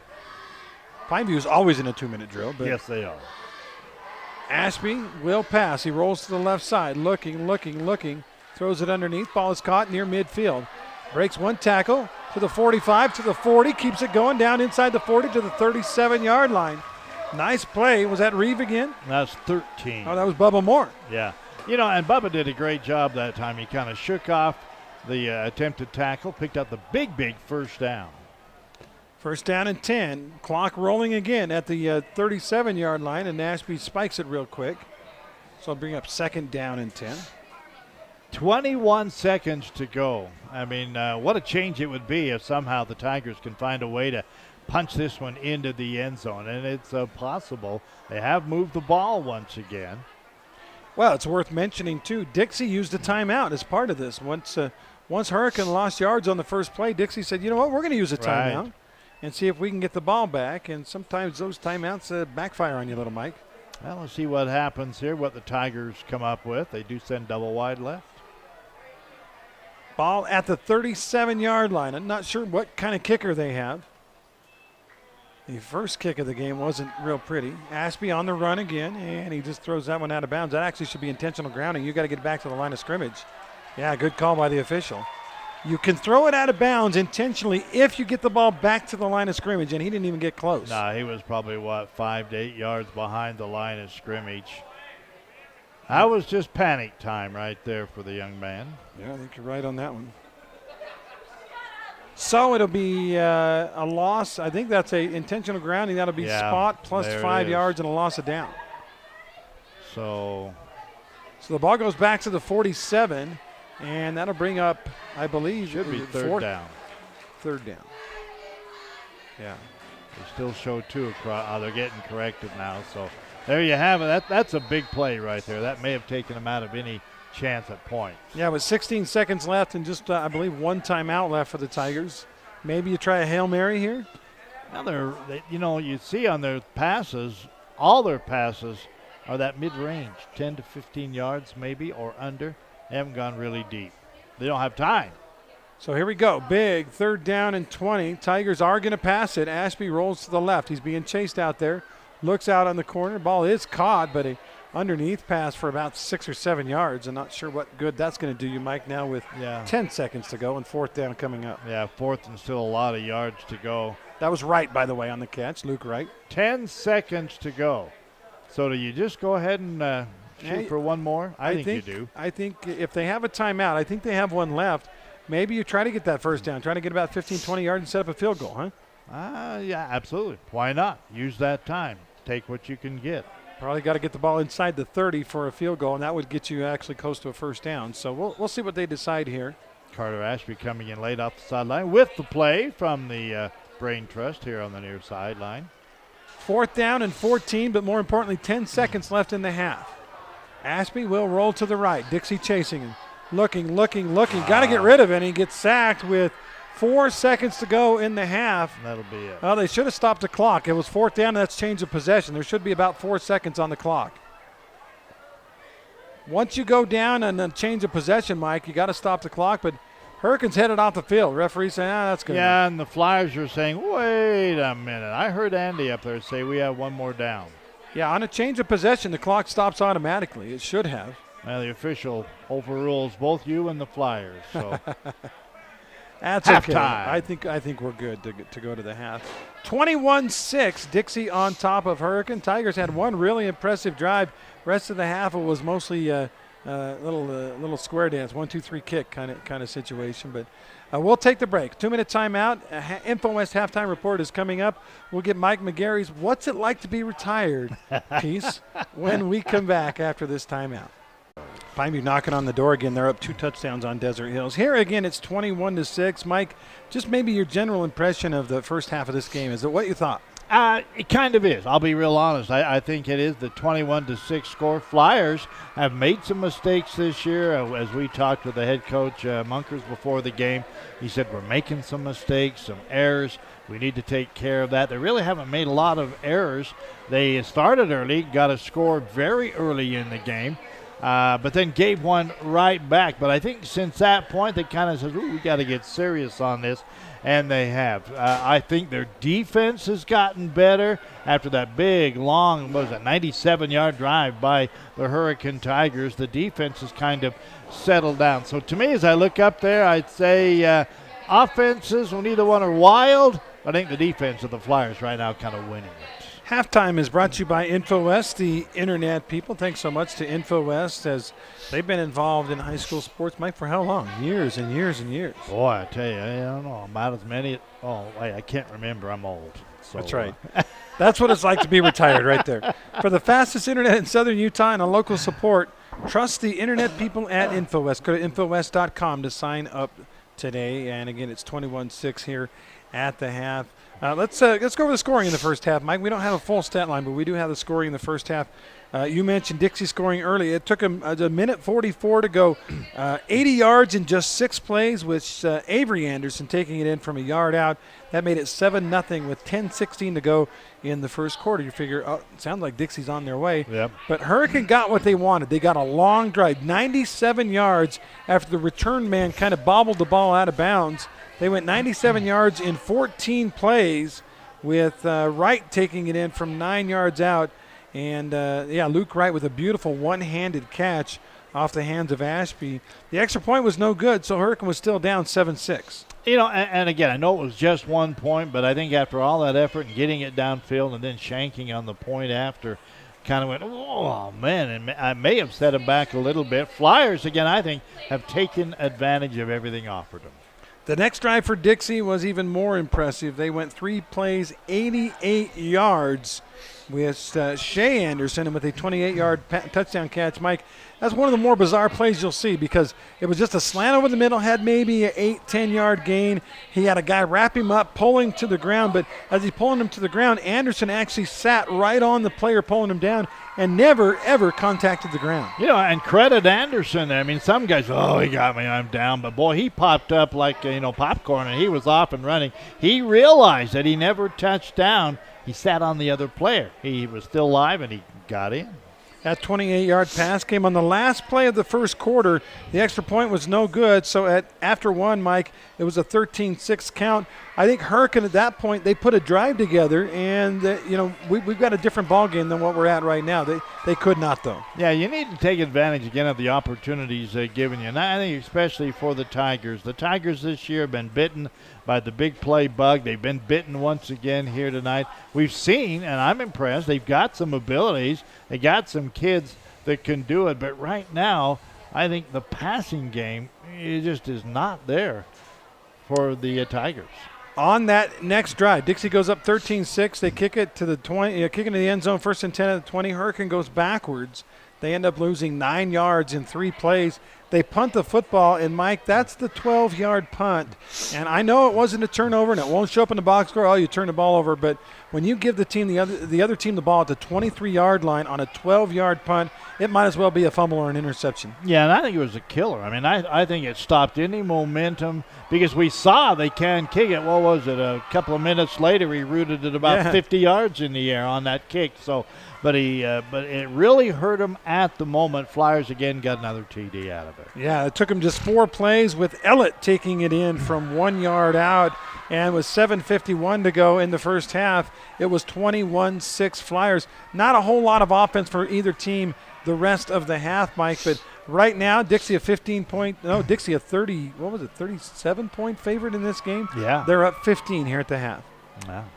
Well, we'll see. Again, I think it's gone pretty much to, well, I thought it might be. I guess I didn't quite give Dixie as much credit as some of the guys in the newspaper do. But then again, Dixie is up right now. And the Flyers still looking for victory number 1 on the year. Tigers, and I know the head coach, Miller, says we want to give our hometown crowd a good show. Well, they've had a little bit of good, but right now they're down 15. By the way, Pineview scores again with 30 seconds to go in the half. A great jumping grab in traffic by Preston Mann. And Pineview now leads 35-14, 27 seconds left in the first half of that game. Again, the other score, Snow Canyon at 35-7 right now on Canyon View. Let's see if anybody else scored in the last couple of minutes. No, it's still 35-7, 6 minutes to go in the half of that one. And our other Hearst Ace Hardware scoreboard scores Cedar 16 and Crimson Cliffs nothing. Mike, are you surprised by any of those scores? No, I guess not really. This one's about what I thought it would. I thought Snow Canyon really would take care of that one. They are. And, and Pineview starting to pull away. I kind of figured they definitely were the team to win there. Cedar, I thought they would win. So I guess that's a long yes. So far, par for the course, as Nolan Perry. You know, the thing, a lot of people criticize his the way he does things. He gives you points based on reputation, and it factors into it. It's not RPI. It's reputation. Right. It's past history. It's, how you do against the good teams. And even though it's a really weird system, Nolan Perry's usually right. I like it. I mean, I really do, for the most part. I don't always agree with him, but then very few people agreed with all the time. But I like the fact, because the one little hang-up I have with RPI is when you get into it, you take into it the account of your opposition, and the opposition's playing these guys. And I think it has nothing to do with you as a team. So anything you can do to really put all the factors between the teams, their reputation, how they played each other in the past, I do kind of like. That looks like that Desert Hills Pineview game has 3 seconds left in the first half. And, again, our buddies Devin and Andy are over there. Devin Dixon and Andy Thompson are there. It looks like a Hail Mary maybe by Desert Hills in the last play of the half. And so let's give you an updated score here after this one play as the quarterback's going to throw it as far as he can. It's a jump ball, and whether it's caught or not, it doesn't matter because it wasn't to the end zone and the clock has expired. So that game goes halftime. 35-14, Pineview ahead of Desert Hills. Here at Hurricane High, it's Dixie 21 and Hurricane 6. We'll take a timeout. We come back. We'll look at some more Wilkinson stats. We'll update all the scores for you, and we'll get ready for half number 2. Dixie leads it by 15 on our one-loss scoreboard.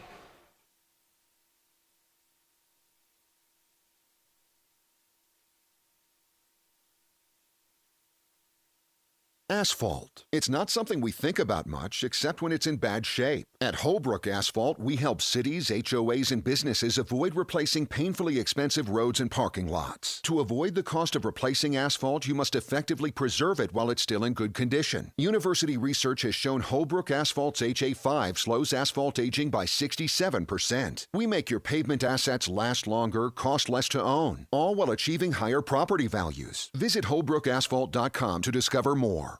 1 in 3 adults has pre-diabetes. That means it could be you, your dog walker, On your left.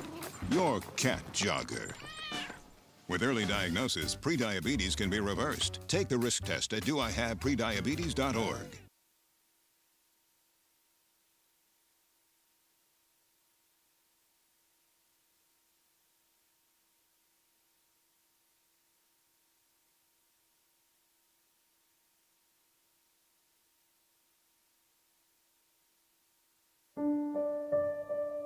Time apart has taught us.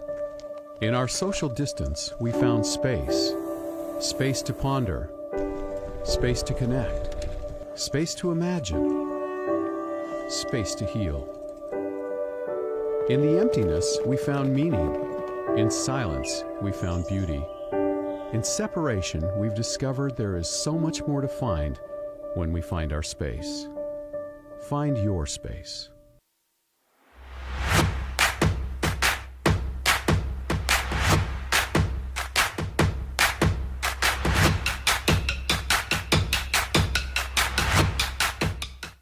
Back to the 90s, Mike, and this was a team that was really, really good every single year. Mike Esplin was on those teams as a player. Now he's back as a coach, and he really wanted to reestablish that tradition. Absolutely. I actually had a son who played with Mike That's on right. those teams in those years, and they were the talk, the toast of the town. They were incredible, and then they kind of went south a little bit there, and they've struggled to get it back. But, sometimes, Andy, it's the right person at the right time. And I think right now he's the guy for the Snow Canyon Warriors. He's really got them believing again. The old saying back then was there's still some magic in that green and gold, and I think they got a little bit of that magic back right now. We'll see. There's a long way to go, and obviously the team they're starting off with probably is one of the weaker teams in the region. But if you win that game, it's still number 1 in the region, and off you go. Snow Canyon started the year with a 2-0 record, but remember they had a game against Cypress scheduled. Cypress was one of those teams that had a little COVID-19 outbreak, and they actually had that game canceled. I'm not sure what happened. Last I had heard, Mike was trying to reschedule with Ridgeline, who was also a team that had their game canceled. They were going to try to meet somewhere and play, and then all of a sudden it all fell apart, and Snow Canyon had a bye week.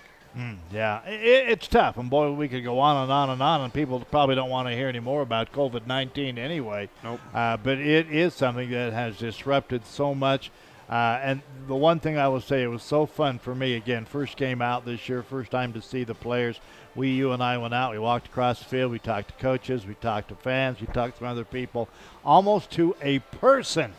At least we're out playing football. Right. They love it, and I'm excited. And Nick Hansen, the D coordinator here at Hurricane, said, you know what?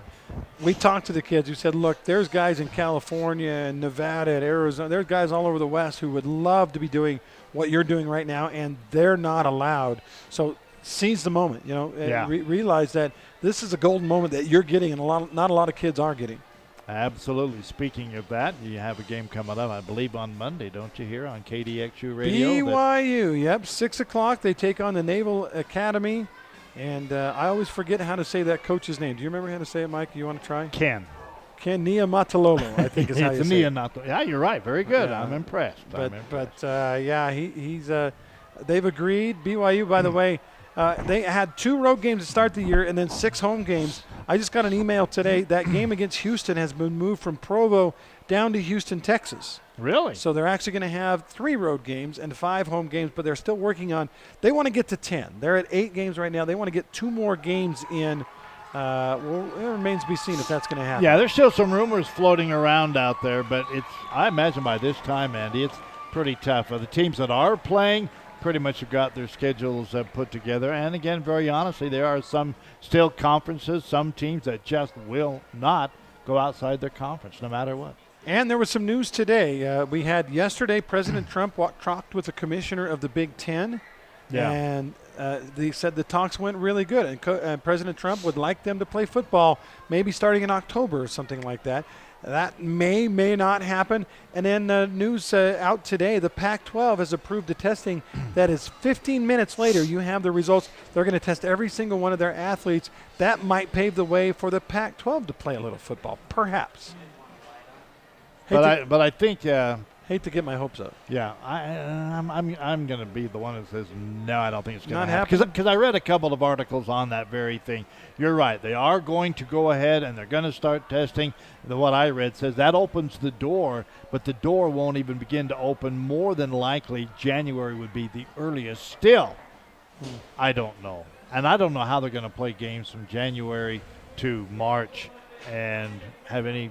Well, they got to have enough of a regular season in basketball, Mike, to get maybe get yourself a little postseason tournament. So, yeah, it's going to be fun to watch. All right, we're ready for half number 2. Let's take a final break, 45-second break. Be back with the second half after this.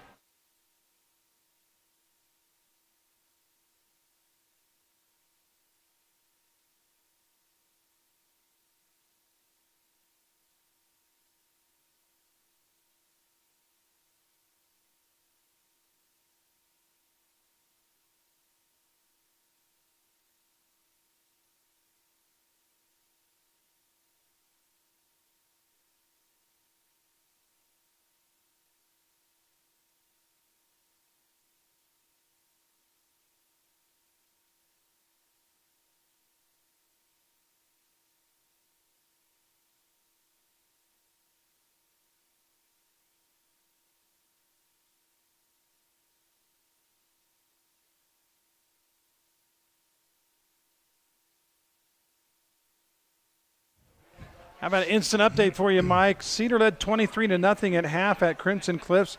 They return the opening kickoff of the second half for a touchdown.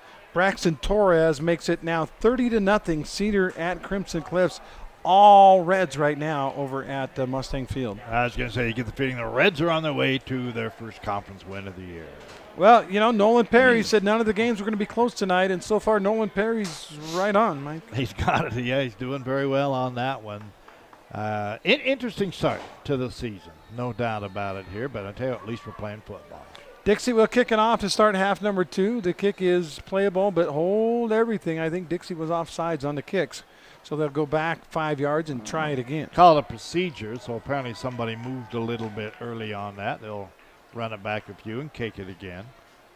Yeah, on a kickoff when they do that, Mike, it's just somebody got past the line before the kicker actually contacted the ball. And it used to be they let them play and then they could decide. Right. Now they just stop it. They're like, we don't want anybody to get hurt. Let's stop it here.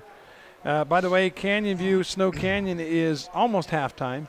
It's 35-7 still, all Warriors. Looks like if things hold, Mike, we'll have Pineview, Snow Canyon, Dixie, and Cedar all 1-0, which is right along lines with what we picked in the preseason. Kind of what you would think, isn't it? Absolutely. We'll see how that works out.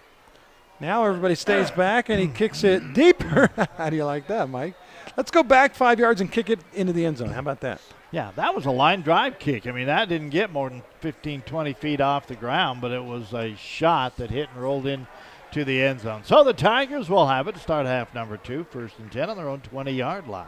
In the first half, Hurricane had the ball 4 times. One of them ended in a touchdown. The other 4 ended in punts or turning the ball over on downs, including that one right at the end of the half. So 12 minutes on the clock. Hurricane Tigers, Mike, they got to have a drive here. Even if they don't get a touchdown, if they can use some clock, get some confidence going, I think that'll be big. Kids need to know. They need to know they can play. They need to know they can do some things. We're going to find out right now because I think the defense of the Flyers getting better and better. Quarterback Ashby has Nielsen with him in the backfield. They send Wright in motion as usual. Ashby runs the option, pitches it to Wright. It's a halfback pass. Wright with the toss. It is caught and dropped. Oh, my goodness, Mike. At the midfield stripe. And, he had it, Mike. He had it. Yeah, no doubt about it. That's Oh, do you really want to say his name? No, that was the Bubba guy. Moore. Yeah, you said it. You know, I had to.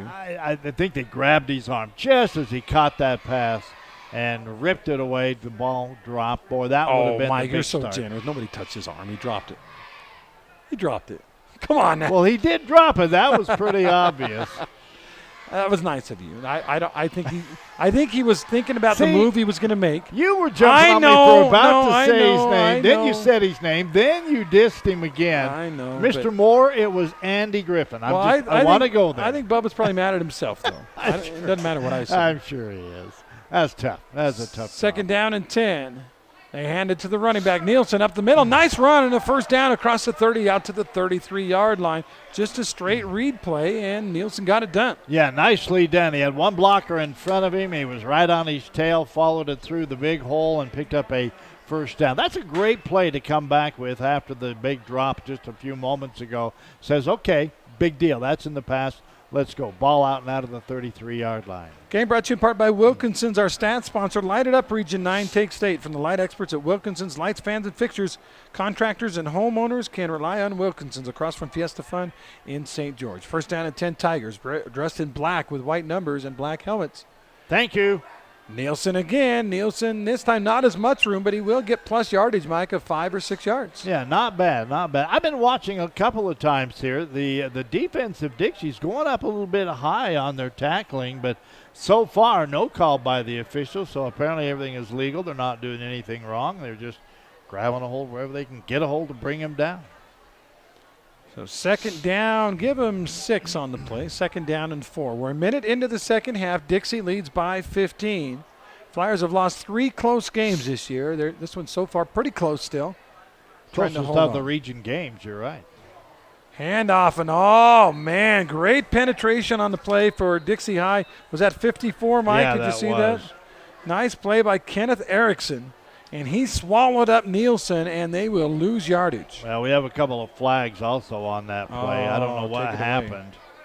But the flags are back near the line of scrimmage. There's a player with his helmet off. I don't know if it got ripped off or what happened. Dead ball, personal foul on Dixie. Well, negate the great play by Erickson, right? Absolutely, yeah. So I'm not sure who it was on, but apparently a couple of the officials saw whatever it was happen. So that'll move the ball up right at midfield at the 50-yard line. 10.5 minutes to go, quarter number 3. Yeah, first down and 10 Tigers via the penalty. And again, our clock and time sponsor is, let's see, I missed it, Mike. Where'd it go? There we go. Nets on fire. Yeah. First down and 10 Tigers. Right in motion. He goes behind the quarterback and flag on the play. I think the running back left a little early, Mike. I think it was right in the backfield. Yeah, that came early. By the way, I do want to mention once again, when your team scores 25 points or more, that's already been done. Yep. It's ahead to Yogurtland. That ought to be in your plans tonight. You can give thanks to several of the teams. I think we might even have Dixie add to that one here tonight. But 5 ounces of free yogurt at Yogurtland, brought to you by Holbrook Asphalt. And, Pineview with 35 already at halftime. Snow Canyon with 35 at halftime. Cedar with 30 just at the start of the second half. So we've got the Holbrook Asphalt's got you covered at Yogurtland. Amen. Now we have another flag going down. An illegal substitution. Yeah. I think they had too many men on the field. You want to do the counting real quick, Mike? 1, 2, 3, 4, 5, 6, 7, 8, 9, 10, 11, 12. There you go. Yep, that's what happened. Even a kindergartner could have gotten that one, right? That's always tough when you do that. Somebody walks over to the sideline. You know, everybody in the whole place is going, oh, so it was you, huh? Yeah. I'll start again. I'm afraid you're right. Again, thanks to Team D Auto Sales. Team D won't be beat. Now offering consignment. Go see Jason and Parker at Team D Auto, 488 East St. George Boulevard, or go to teamdautosales.com. Amen. They restart the clock. 10 minutes to go, but Hurricane now looking at 1st and 20 back at their own 40-yard line. Wright goes in motion. Steps in front of the quarterback. Ashby in trouble. They run a screen, and it is nearly intercepted. Ashby threw it in amongst about, 3 Tigers and about 3 Flyers, and he's lucky to get that one back. I think Tofi, I believe that's his name there, the defensive back, the junior on the near side, he had that. Andy, he was right in on it, but it popped away at the last moment. He thought he was on his way for a pick 6. Yep. And if he got it, he would have been. Yeah, I think so, if he holds on. There was a lot of guys there, but he was kind of in front of them all. He got his hands on it. Now it's 2nd down and 20 from back at the 40 for the Tigers. 9:46 left in the third quarter on our Nets on Fire clock. Ashby to Nielsen. Nielsen, nice hole up the middle.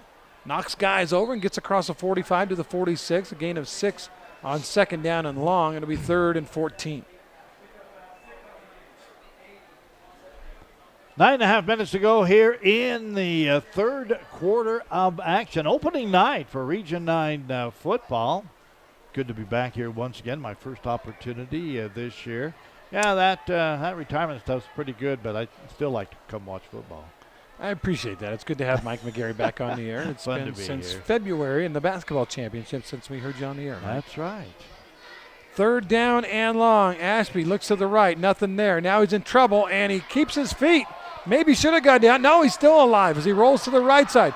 Cuts it upfield and finally gets plowed over, and he'll gain a yard or 2. But now a late flag in the backfield as a referee threw that thing, Mike, about 25 yards. Yeah, he was going for something that happened way out in the middle of the field.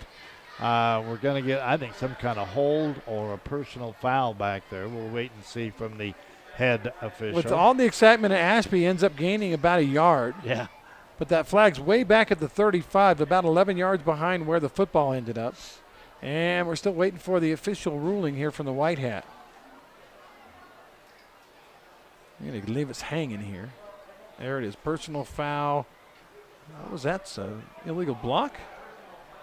Boy, I'm trying to figure out. Illegal. He gave the personal foul. Was it this one? Was it a helmet, a crackback block, maybe?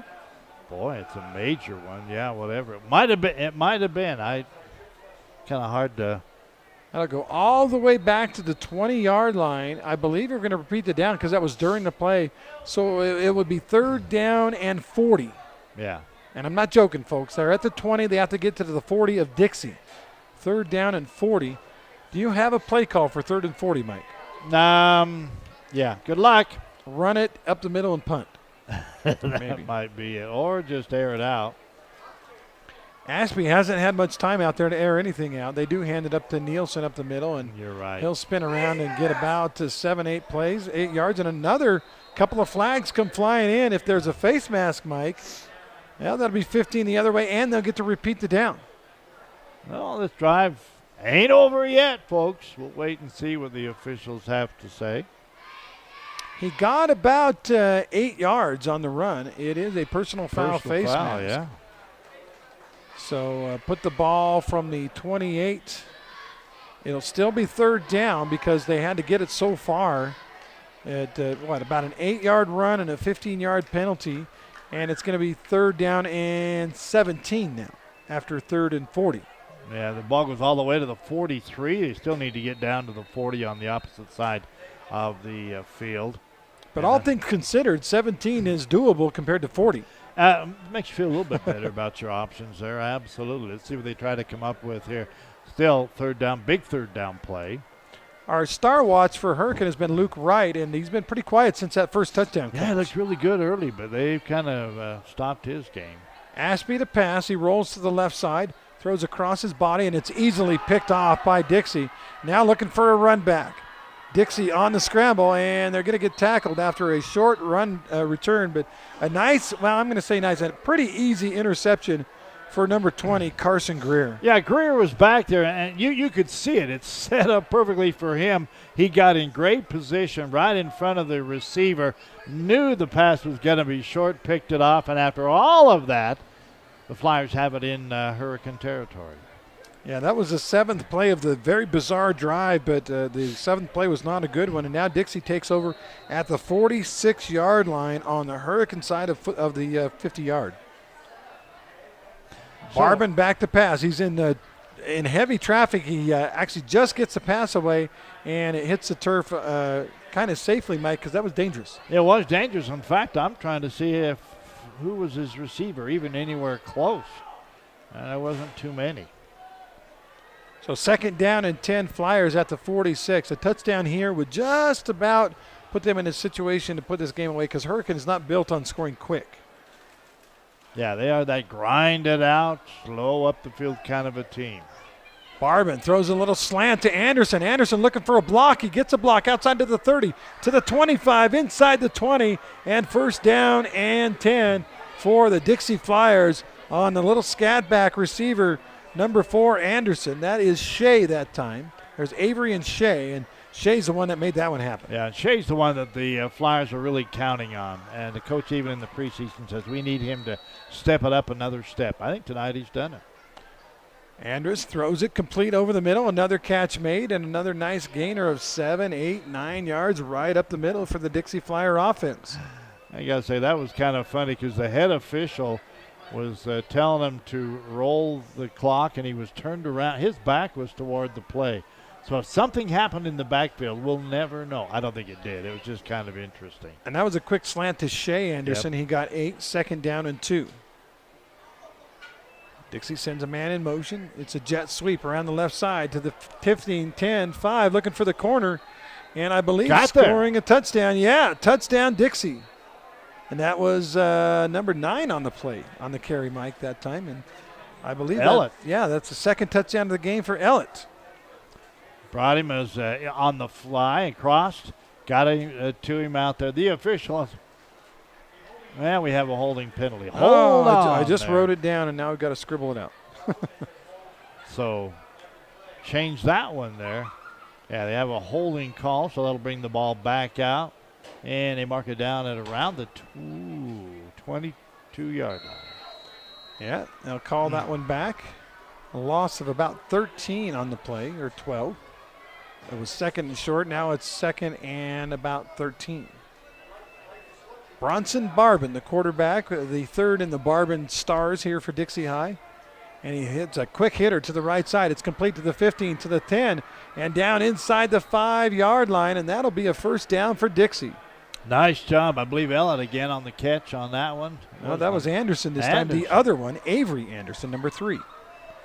They interchange these players so much, and they do the same thing. They got so many weapons. That's what's making Dixie, I think, going to be good throughout the rest of this year.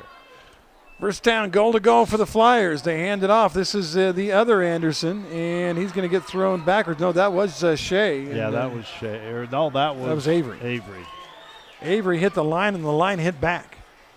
One of the few times, with all due respect to the Hurricane defense, that they actually plugged that hole and pushed backwards. Now it's second and goal from about, the 5? Yeah, he lost a yard about, Yep. yard and a half. So second and goal from the 5.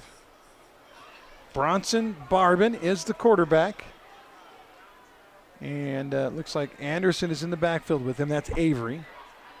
And Barbin wants to throw. Throws a slant and a beautiful grab. Did he drop it? Dropped it right through his hands. Oh, man. Looked like a perfect slant for a touchdown, and the receiver could not hold on to the football. Yeah, maybe a little bit too much on that one. I'm not sure, but I think they it had some juice, that's for sure. Right? And it was perfectly thrown. You know, it's very obvious to me, though, that Barbin is a drop back, stay in the pocket kind of a quarterback. That's what he does, and he does it very well. And that's not to say he doesn't have the ability to scramble. We've seen him scramble, but his forte is in the pocket and getting rid of the ball quick. Now it's third down and goal from the 5 for the Flyers. They throw a little out this time, and no drop on this one. Touchdown, Flyers. Yeah, very well again. Nice job. That was a simple across the line and turn out, and the pass timing perfect. 6 more on the board. On the catch was Bo McGivern. McGivern with the 5-yard touchdown grab off the hand of Bronson Barbin. See, all the names we've been mentioning, I'm sorry, but in the game now we got a guy we haven't called hardly at all. He just scored a touchdown. Yep. Solid catch on the quick out. Now the Simply Wisdom Teeth extra point. He is up. Very strong kick, and it's right down the middle. We'll take the break. 28-6 on our one-loss scoreboard. Flyers on their way. They're up by 22. I'm Ferdinand. You look at me and think big. You think scary. But I'm a little misunderstood. Sorry I almost killed you. Kids with learning and attention issues are misunderstood too. Take the time to understand. Learn more at understood.org. Heard about the Scarecrow who won an award? He was outstanding in his field.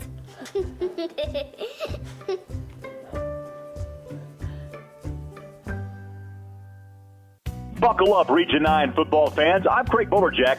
Holbrook Asphalt has agreed to buy fans a Holbrook Asphalt big score dessert at Yogurtland right after the game when your team scores 25 points or more. And I'll see you there.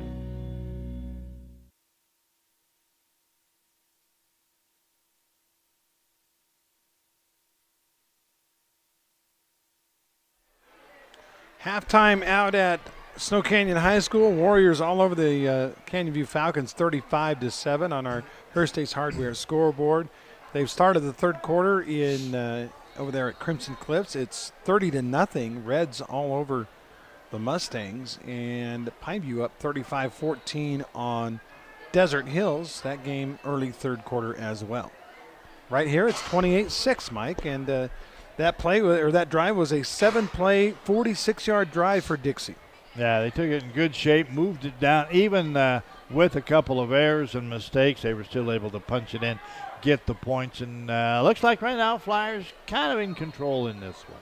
Yeah, the only thing Hurricane can do right now to make this a game is to get down and get some points right now. And really, since the first couple of drives, this Dixie defense has been pretty good, Mike. Yeah, I think they've really stepped it up, played much better after the very early going. From the gun is Ashby.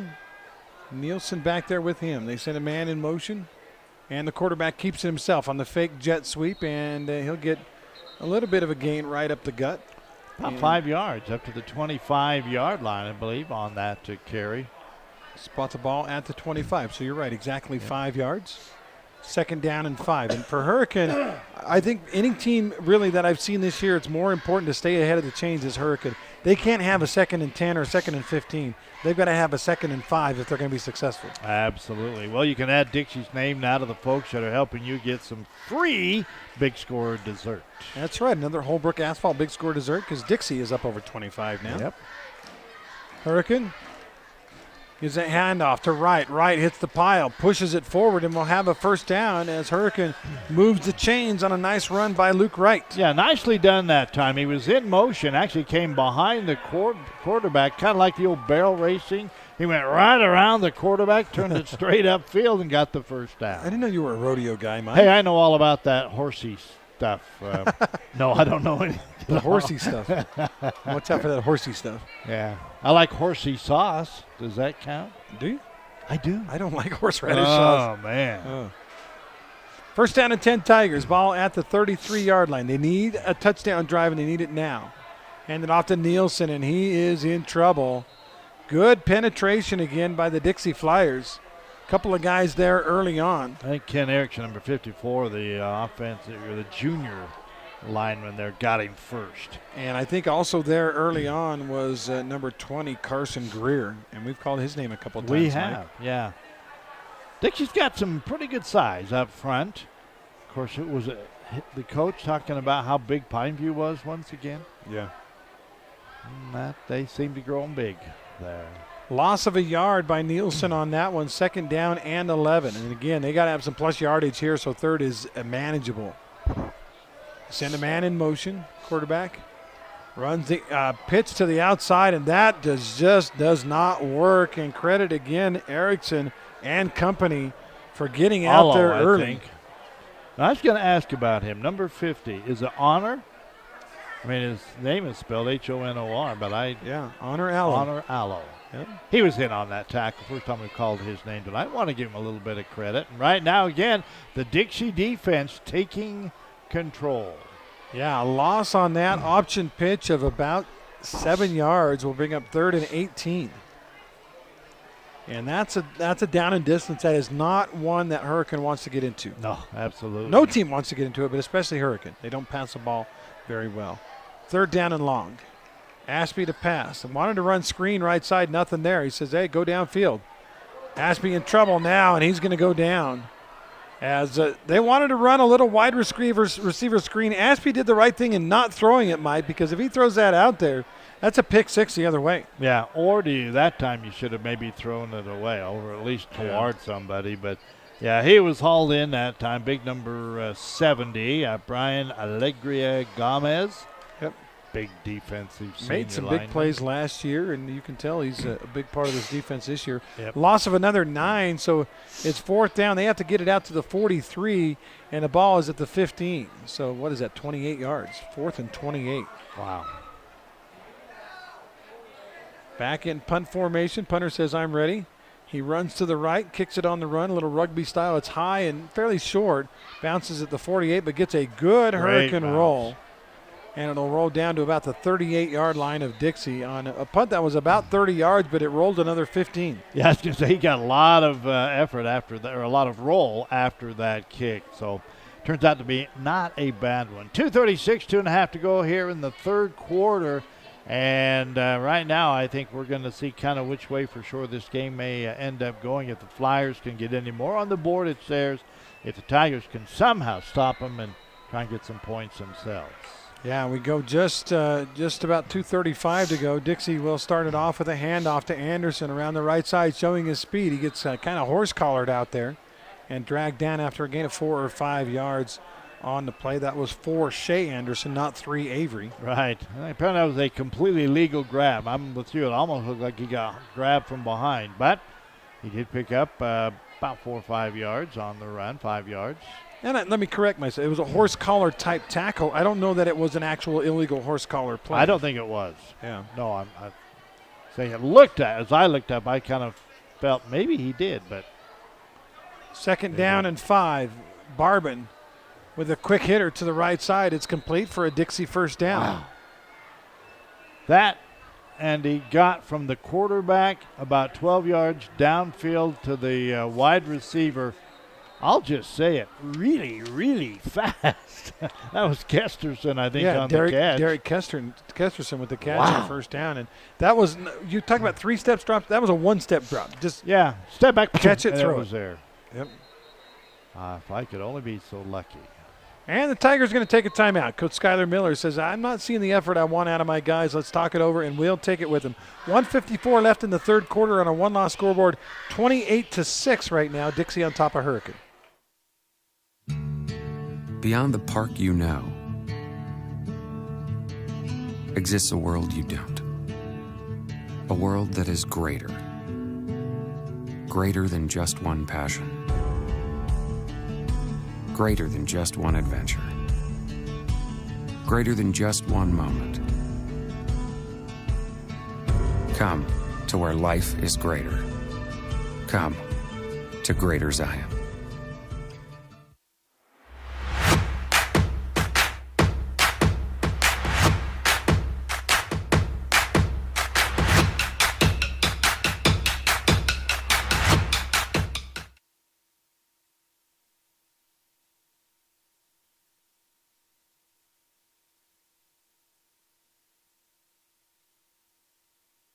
Welcome back. Dixie facing a, first down now. They're on the plus side at the 44-yard line of Hurricane. Bronson Barbin, the big quarterback, wants a deep ball to the right side. It's up there, and did he catch that? No, it came out. Great diving effort by Anderson, but he could not pull it in. Boy, he was battling the defense there all the way around, and he just finally got a one-step around him, got a hand on the ball, but couldn't haul it in, and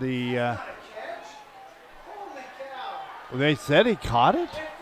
Mike, the ball went out. Ball went flying 5 yards away from him after he rolled over. And sure did. Somehow they're saying that he had it long enough to make it a catch. And in this day and age of replay, I would be overturned in college and pro. But in high school, what are you going to do? Wow. I am really surprised on that one. And so is the entire Tiger team. Well, I will say this. The student body doesn't seem to care.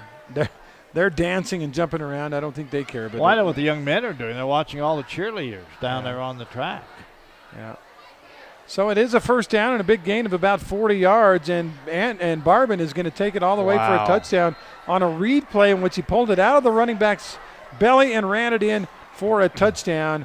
About 11 yards on the run by Barbin. Boy, I tell you, how quickly do things turn from what we thought was an incompleted pass to a completion and a touchdown. And, boy, credit quarterback. Excellent read that time. He saw it. He could see the outside. Once he took about 3 steps, he was around that corner. And you're right, the kid can scramble, even though he doesn't like to do it a lot. Yeah, that's not really his thing, but he can do it, Mike. 1:25 to go in the third, and Dixie now with 34 and 35 points with the extra point. We'll be right back as this one is turned a little bit ugly, 35-6. Asphalt. It's not something we think about much except when it's in bad shape. At Holbrook Asphalt, we help cities, HOAs, and businesses avoid replacing painfully expensive roads and parking lots. To avoid the cost of replacing asphalt, you must effectively preserve it while it's still in good condition. University research has shown Holbrook Asphalt's HA5 slows asphalt aging by 67%. We make your pavement assets last longer, cost less to own, all while achieving higher property values. Visit holbrookasphalt.com to discover more. 1 in 3 adults has pre-diabetes. That means it could be you, your dog walker, On your left. your cat jogger. With early diagnosis, pre-diabetes can be reversed. Take the risk test at doihaveprediabetes.org.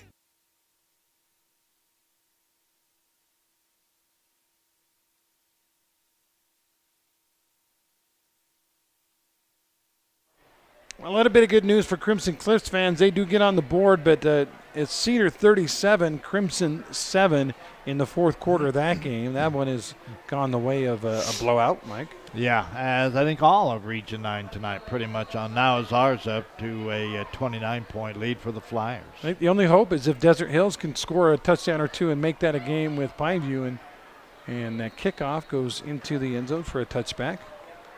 I was just watching, during that break there as Coach Miller called over the official who made that last call, walked with him about 20 yards, 30 yards up the field.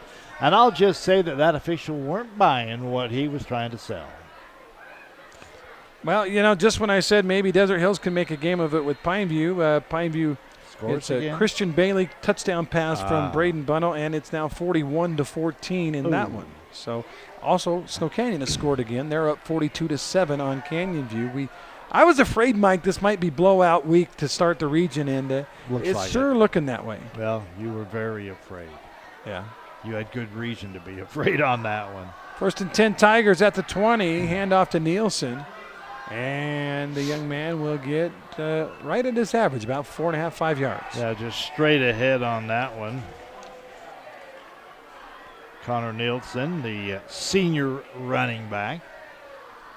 They only gave him 4. They mark it back to the 24, so 2nd down and 6. Tigers need a TD here. I don't think they're going to win this game, Mike, but certainly just mentally, if they can get something going here, they've got some winnable games coming up. They need Crimson to step Cliffs back. and Canyon View. And yeah, they got an opportunity to win some games, but they got to start by getting something positive going here. Nielsen again, and this time he hits the pile, and the pile hit back. He'll get 2, but it'll bring up 3rd down for the Tigers. Pretty conservative play right now. Looks like that they're going to say, you know what, guys, we just got to start the old smash mouth football.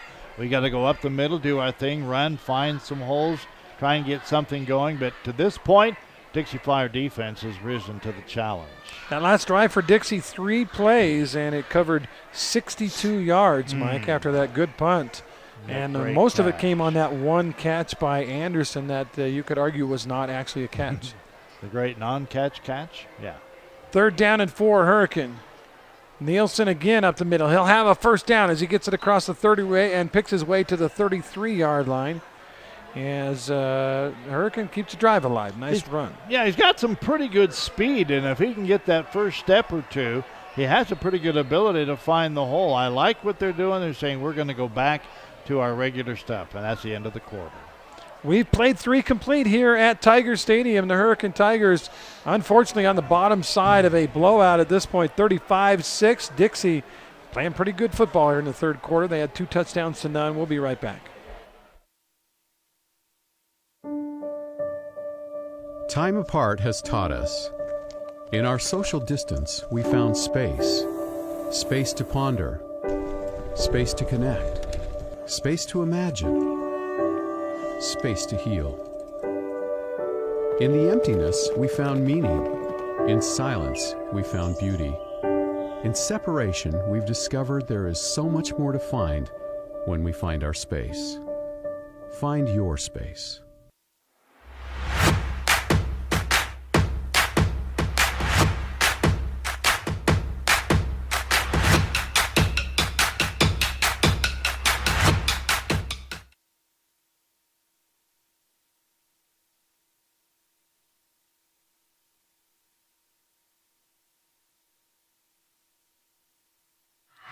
Mike, I know this is sports and we don't really want to talk about viruses and stuff, but this student section is packed full of kids and not a one of them wearing a mask.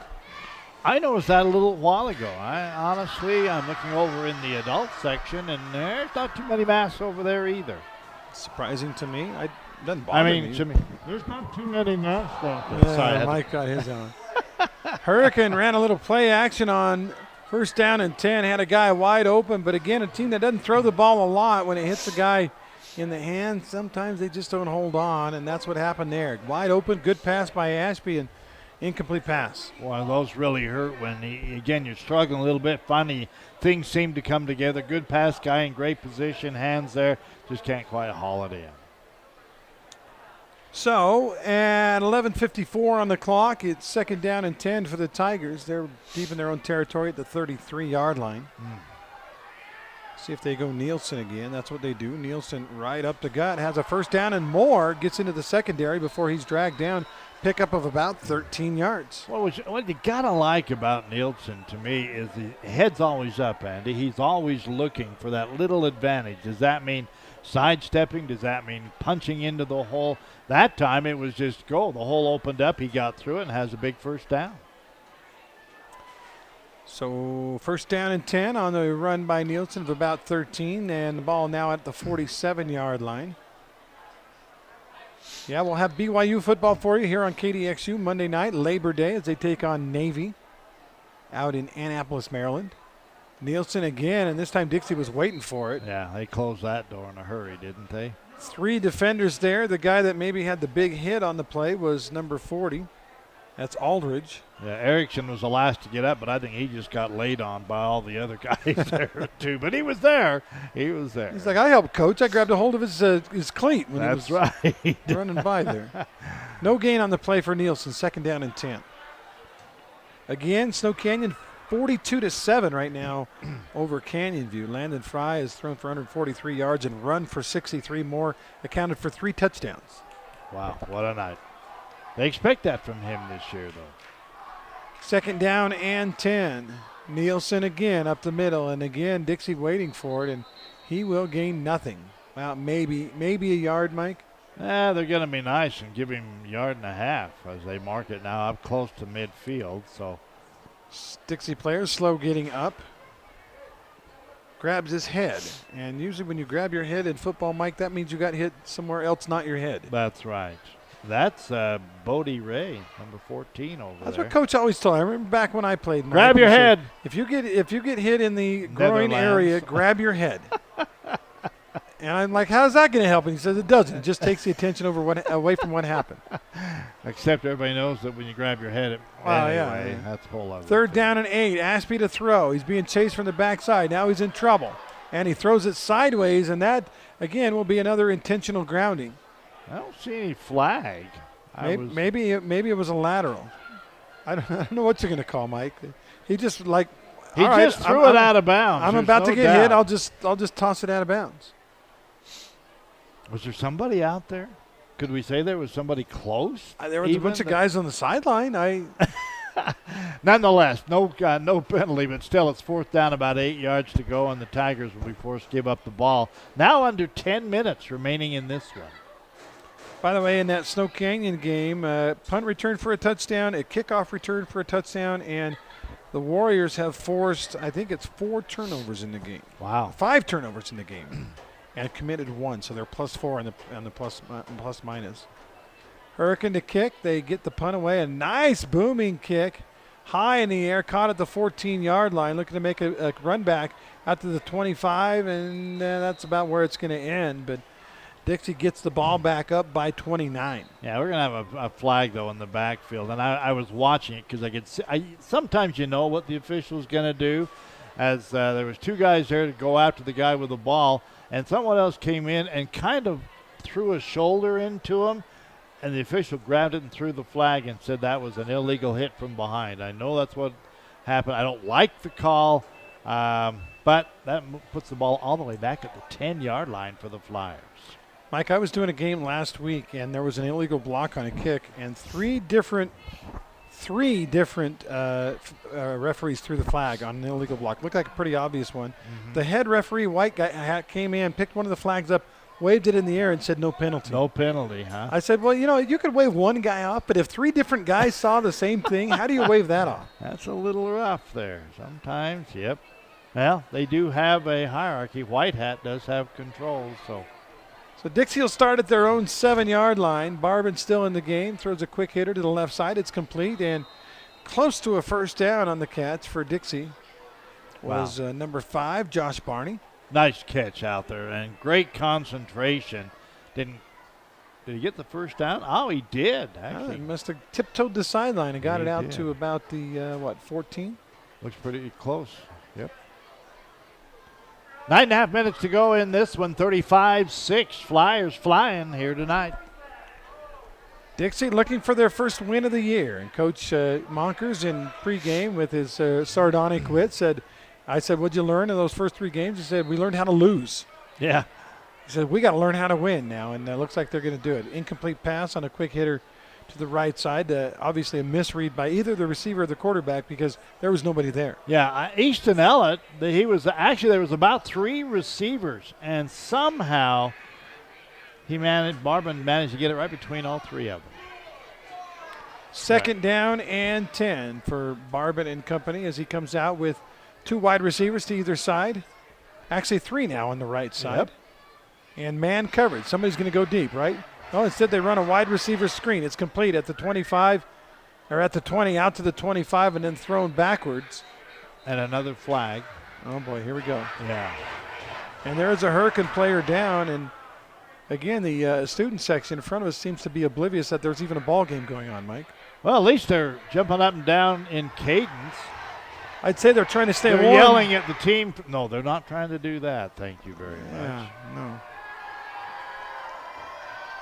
So we got an injured Tiger on the play, and this is a good time to thank our trainers at Intermountain Sports Medicine. They provide the trainers for all the teams in Region 9, including Mike Tolman of Dixie here tonight. And let's see, it was Jeannie who, Mike? It was Jeannie Walker from Hurricane. Mm-hmm. We'll take a quick timeout. It's 35-6 Tigers down to the Flyers on our one-loss scoreboard. We'll be back in a minute. I'm Ferdinand. You look at me and think big. You think scary. But I'm a little misunderstood. Sorry I almost killed you. Kids with learning and attention issues are misunderstood too. Take the time to understand. Learn more at understood.org. Heard about the Scarecrow who won an award? He was outstanding in his field.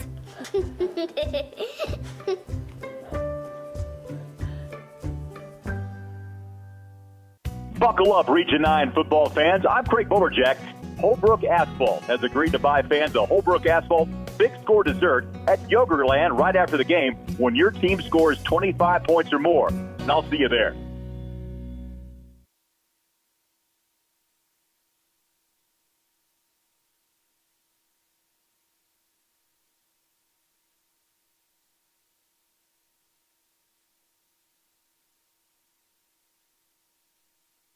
Welcome back, Andy and Mike, together again after, been about 6.5 months since we did a ball game together. But Andy Griffin, Mike McGarry on News Radio 94.9, 890 KDXU. How's everybody doing tonight, Mike? Yeah. Feeling good? I'm feeling pretty good. I was just going to say, by the way, you say, well, it's been about 5.5 months. You got to remember, guys, we did games together for 20-plus years. That's about the longest time we haven't done a game together because of a lot of, well, I retired for one of them, but. Yes, you did. And the COVID kind of did the rest. I was looking back. I think 1995 was our first game together, Mike. Wow. And we estimated what did between 3,000 and 4,000 games together. Absolutely. Over the 20-plus years.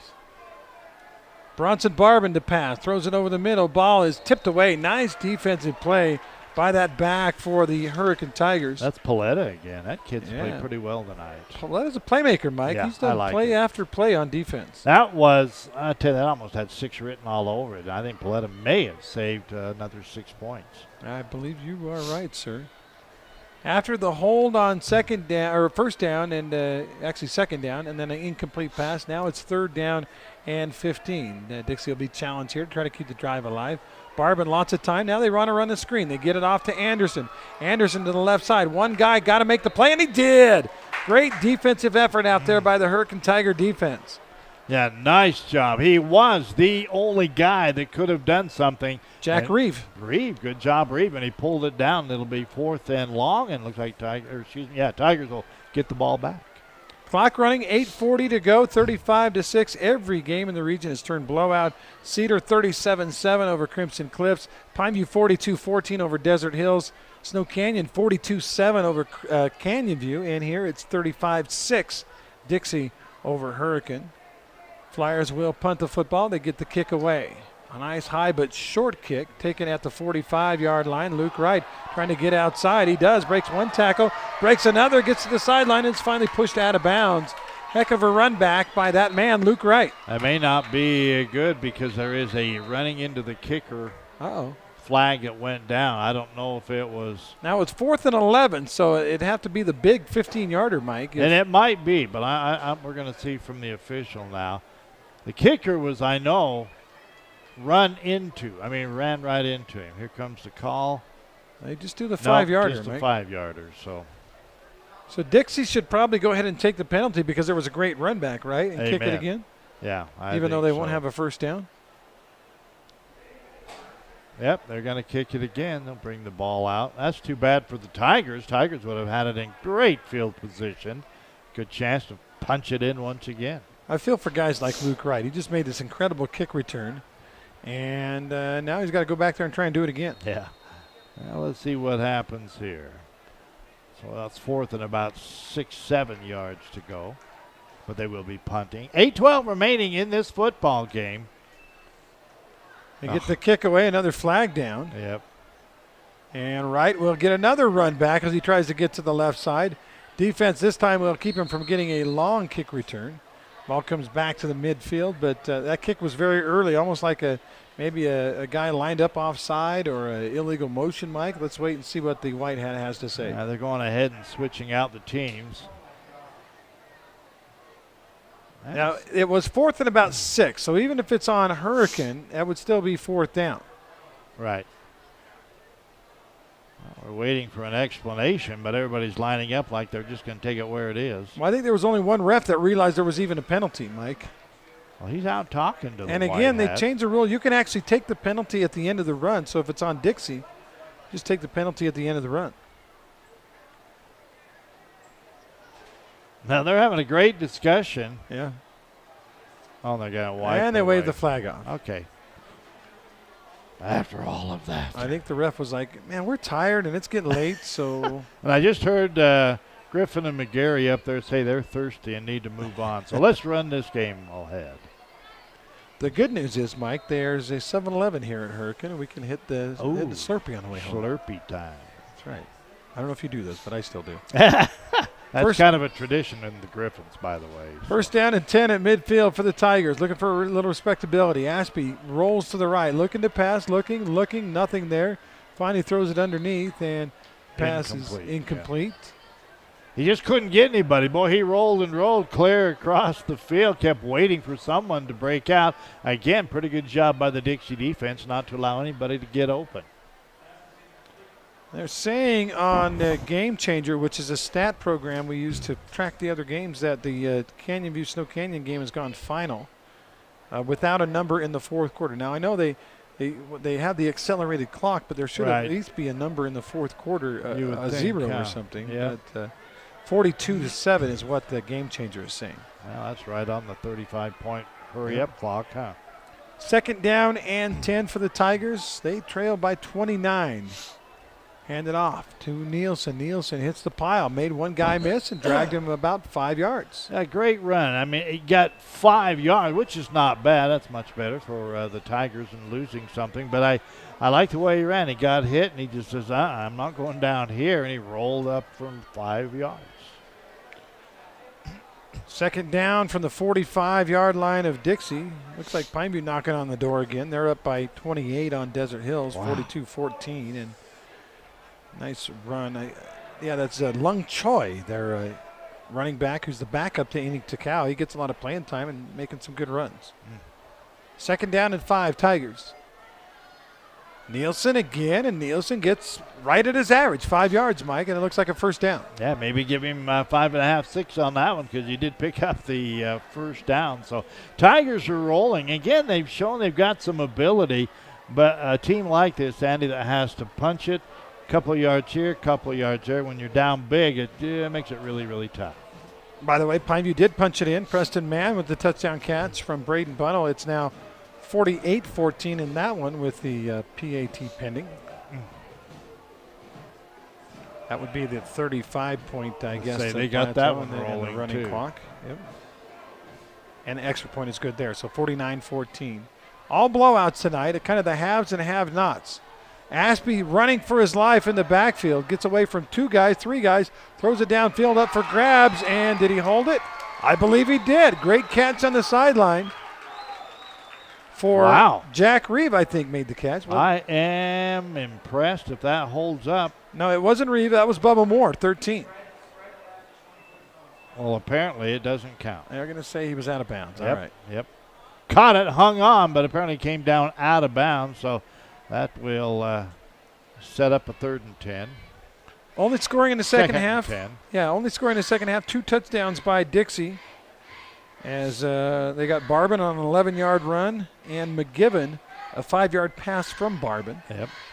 It was 21-6 at half. Now it's 35-6. Hurricane trying for a little respectability here with about 6.5 minutes to go. Ashby to Nielsen. Nielsen right up the gut. Got his average of 5, Mike. Yep. I was looking at the stats preparing for this game, and like, Nielsen, 5 yards a game. That's pretty good. I wonder if he had like some 20s and then some zeros, but no, he has like he gets 5 yards a game. Yeah. He goes, well, I'm good. Got my 5 yards. I'm going to hang it up right here. He actually got 5.5 on that one, so beat his average. That's strong running. I don't care who you're running against. If you can average 5 yards every time you get your hands on that football, you're doing some good stuff. Unfortunately, they need some more points to go with those yards. Second down and 5 from the 34-yard line of Dixie are the Tigers. They send right in motion. Quarterback fakes to right, stays on his feet, tries to get around the edge. I'll tell you what, Ashby doesn't lack for Mike heart and effort. That kid, every play, he's got guys hitting him and spinning him around, and he's got great balance. He could probably be a gymnast if he wanted. We used to call them water skeeters. I don't even know what everybody calls them. That's what he reminds me of. Stop on a dime, turn, twist, go back, spin around. He's got great moves. Unfortunately, he's a little guy out there, too. Yeah. Well, there's a reason you can throw him around because he's so small. He's so small. But he stays on his feet, and that time does. he ended up in what could have been a loss. He ended up gaining about 2 or 3 yards. So it's 4th down, now about 3.5 yards, 4 yards to go. They're taking a long time in the huddle. I wouldn't be surprised if we face a delay of game if they don't hurry it here. As the deep judge starts to count it down. The official, they're watching it. See if they get it off in time. 4th and 3, right in motion. Little play action. Ashby he's got takes a man one guy, out there. throws it out there, and he underthrew his man. Did he make the catch?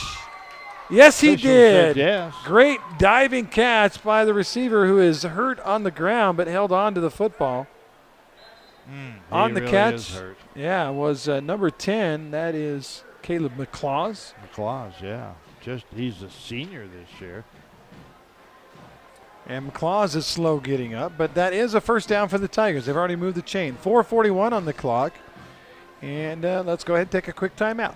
4:41 left on our one-loss scoreboard, 35-6 Flyers.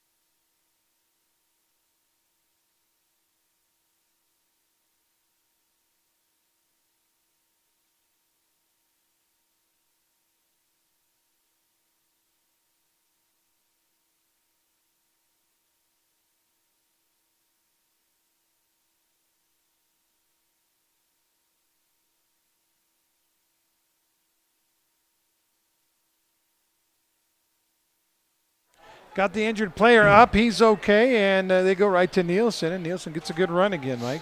Yeah, didn't quite get the first down, but he gets it down within a couple of yards. I was going to say in that last play, the big tight end, they could not seem. Tucker Wright was wide open, standing in the end zone, but the quarterback was running for his life, too. He was running against a bunch of guys that are a foot taller than him. I watched him come off, shoulders drooping, like I was all alone down there, and he was. 2nd down and 3 after the nice run by Nielsen. Ashby sends Wright in motion, hands it to him. Wright trying to get to the corner. Sees a little crease, throws his shoulder, and got close to the first down. I think he got it. I think he got it, yeah, maybe plus a yard there as he went just on a little bit of a slant across the line and fell ahead for the needed yardage. Now down to 3.5, and I'll tell you what, I know they're not going to win it, but I think it would do them a lot of good. The Tigers now to punch it in, put some more points on the board.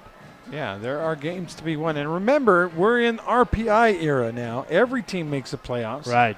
And, if you score, say, 13 or 14 against Dixie versus 6 against Dixie, that might mean something down the road. Yeah, especially depending on what Dixie does as they move forward from here. Right. So it'll be 1st down and 10. Hurricane there in the Team Diato red zone. Nielsen and Ashby in the backfield. They send a man in motion. Fake it to Wright, the motion man, and give it to the running back, and he did get a knee down, so they're going to mark him down right at the line of scrimmage. Almost like a little confusion in the backfield. It's like all three of them kind of collided there for just a moment, like, oh, wasn't I supposed to get the ball? Is it fair to call week 1 here in Region 9 kind of the haves and have-nots of the region, or is that too early to say something like that? Maybe a little bit too early. I don't know. Because every game's been a blowout. Right. This is actually, believe it or not, the closest game of the night, 35-6. Maybe I'll withhold my thoughts for a moment here. All right. It's not over yet. 2:22 on the clock. Tigers, no gain on that one. 2nd down and 10. They are in the red zone at about the 17. Ashby rolls to his left. Throws the ball deep in the corner. Got right out there. It's a fight for the ball, and it is incomplete. One-on-one. Probably a good decision by Ashby to let his star go up and try to get it.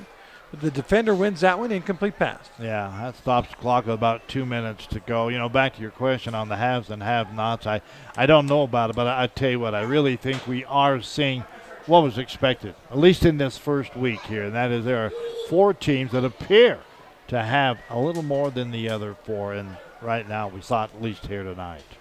Yep. In fact, all 4 of those teams scoring a bunch of points. 35 is the lowest score of the night for the winning team. 37 for Cedar. That game's not over yet, but they're up 37-7. Good point. They didn't just win. They win big. Yeah. 3rd down and 10. They give it to Nielsen, and he is pounded right at the line of scrimmage. Great job by that young man. 14, I think, Mike, was the guy that makes the play for Dixie High, that is Bodie Ray again. Yeah. Bodie Ray might just be one of our players of the game. He's done an excellent job on the defense there for the Flyers. I'll tell you what, doing a good job. That makes it 4th and About 11. Yeah, with the clock ticking at 1:40 and counting. Hurricane not in a hurry here. This is a big play, and obviously time not a factor. When you're down 29, you're not going to win the game. You just want to get some points here. And apparently they're not going to try to settle for 3 either. So. Nah, leave the kicker on the sideline and try to get a touchdown. There we go. See what happens here. Ashby is the quarterback. Nielsen to his left. 2 wideouts to either side. He rolls left, throws the ball up for grabs in the corner. Right fell down, and we're going to have a pass interference. Kind of a tough call because he got his legs entangled, but enough defensive contact that you got to call that penalty. Yeah, right? Bo McGibbon, number 17, was the man out there. And, sometimes you have to make the call because I think it precluded him from any chance of getting to that pass. Ouch. Pineview scores another one, 49-14 now. Smokes. Floodgates are open for the Panthers. They've scored, 41, 38, and 21 are their three. What happened? finals. Only 21? No. Our defense showed up against Highland. Yep. So they'll stop the clock. Hurricane's actually going to take a timeout. And let's take it with him. 1:11 on the clock. It's 35-6. Tigers knocking on the door. Beyond the park you know exists a world you don't. A world that is greater. Greater than just one passion. Greater than just one adventure. Greater than just one moment. Come to where life is greater. Come to Greater Zion.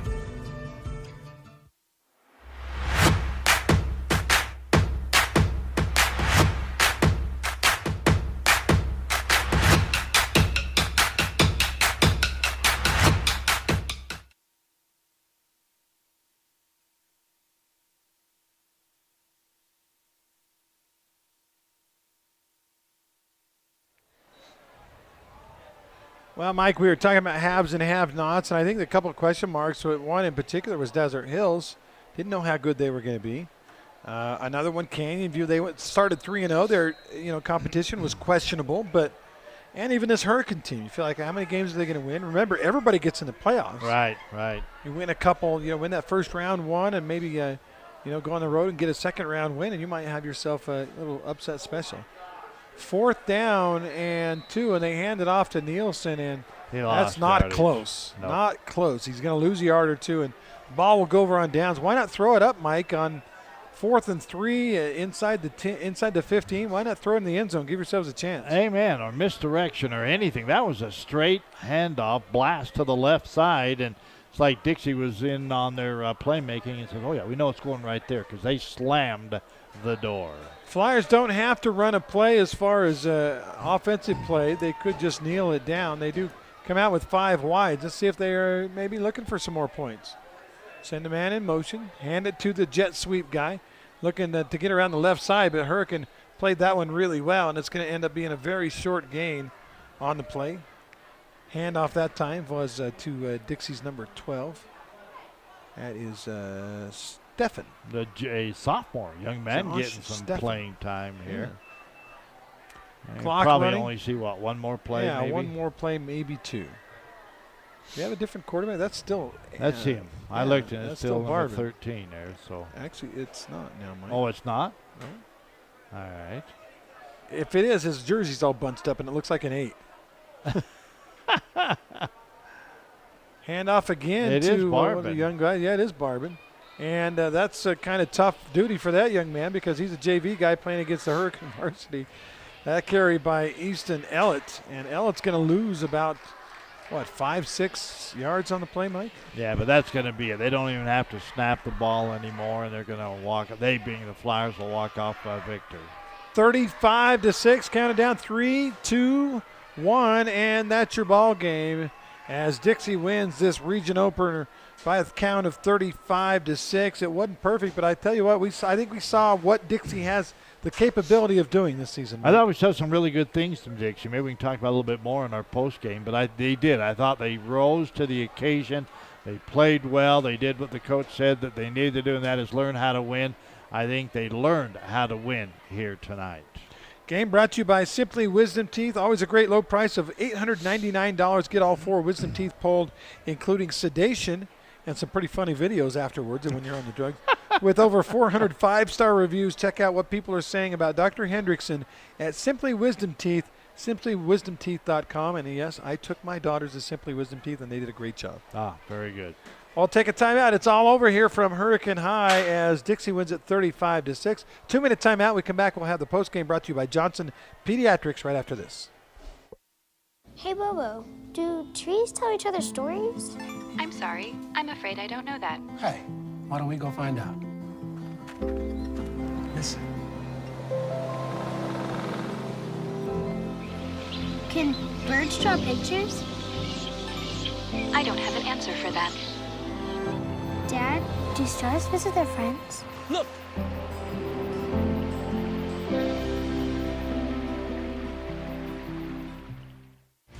For over a century, Dixie State University has been shaping the trailblazers of tomorrow by providing a culture of active learning, active life. With a paradigm of real-world experience mixed with cutting-edge technologies and rich traditions, we provide one of the most affordable educations in the West, set against the most stunning backdrop on the planet.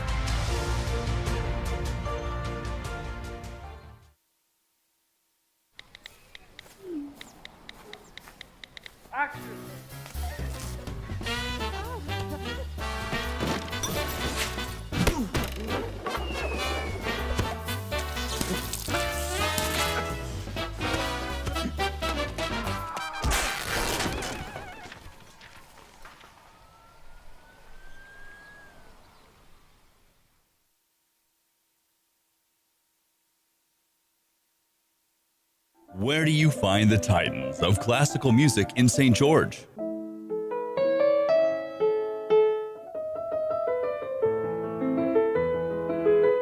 Classical music on Radio St. George, 100.3 FM. Where do you find the legends of jazz?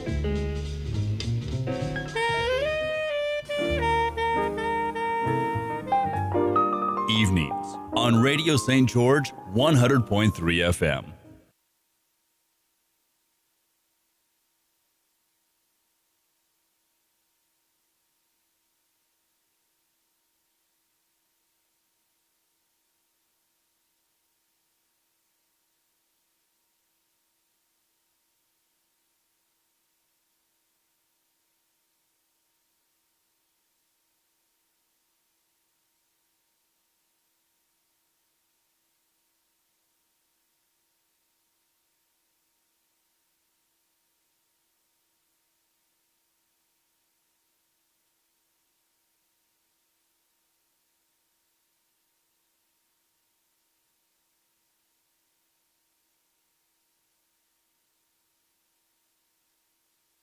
Unfortunately, from that point on, including the missed extra point, it was all Dixie after that. It really was. And I think once again, we heard the comments of head coach of the Tigers, Miller.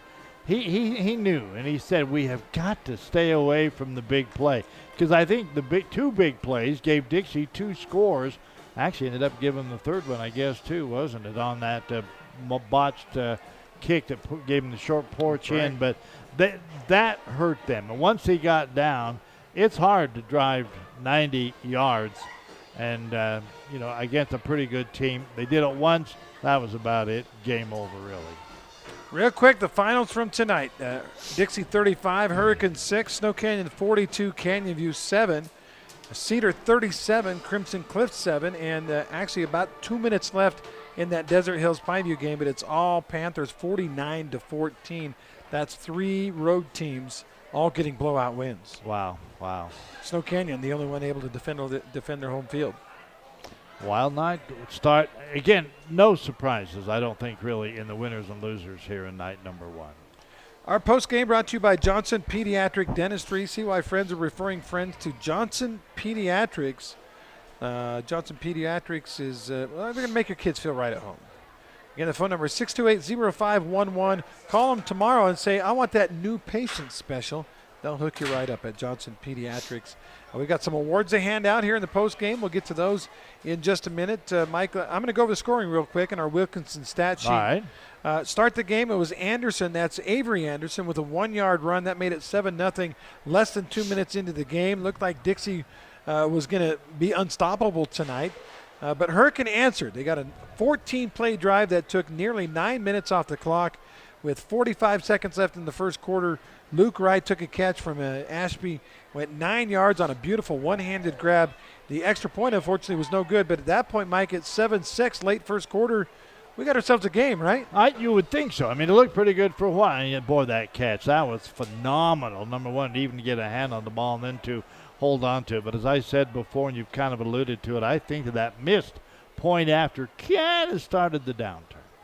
I remember they were asking one of the NFL players, he said, what's it like when you miss an extra point or you have an extra point that is blocked or you go for two and don't get it? And I remember him saying, it's like you didn't even score. That's what it feels like to you. So, and I think there was a real letdown after the extra point was blocked. Dixie, the other thing too, Dixie got a big play, a couple of big plays in a row, but that catch by Shea Anderson, a little slant over the middle, gain of 8-10 yards. They spun him around.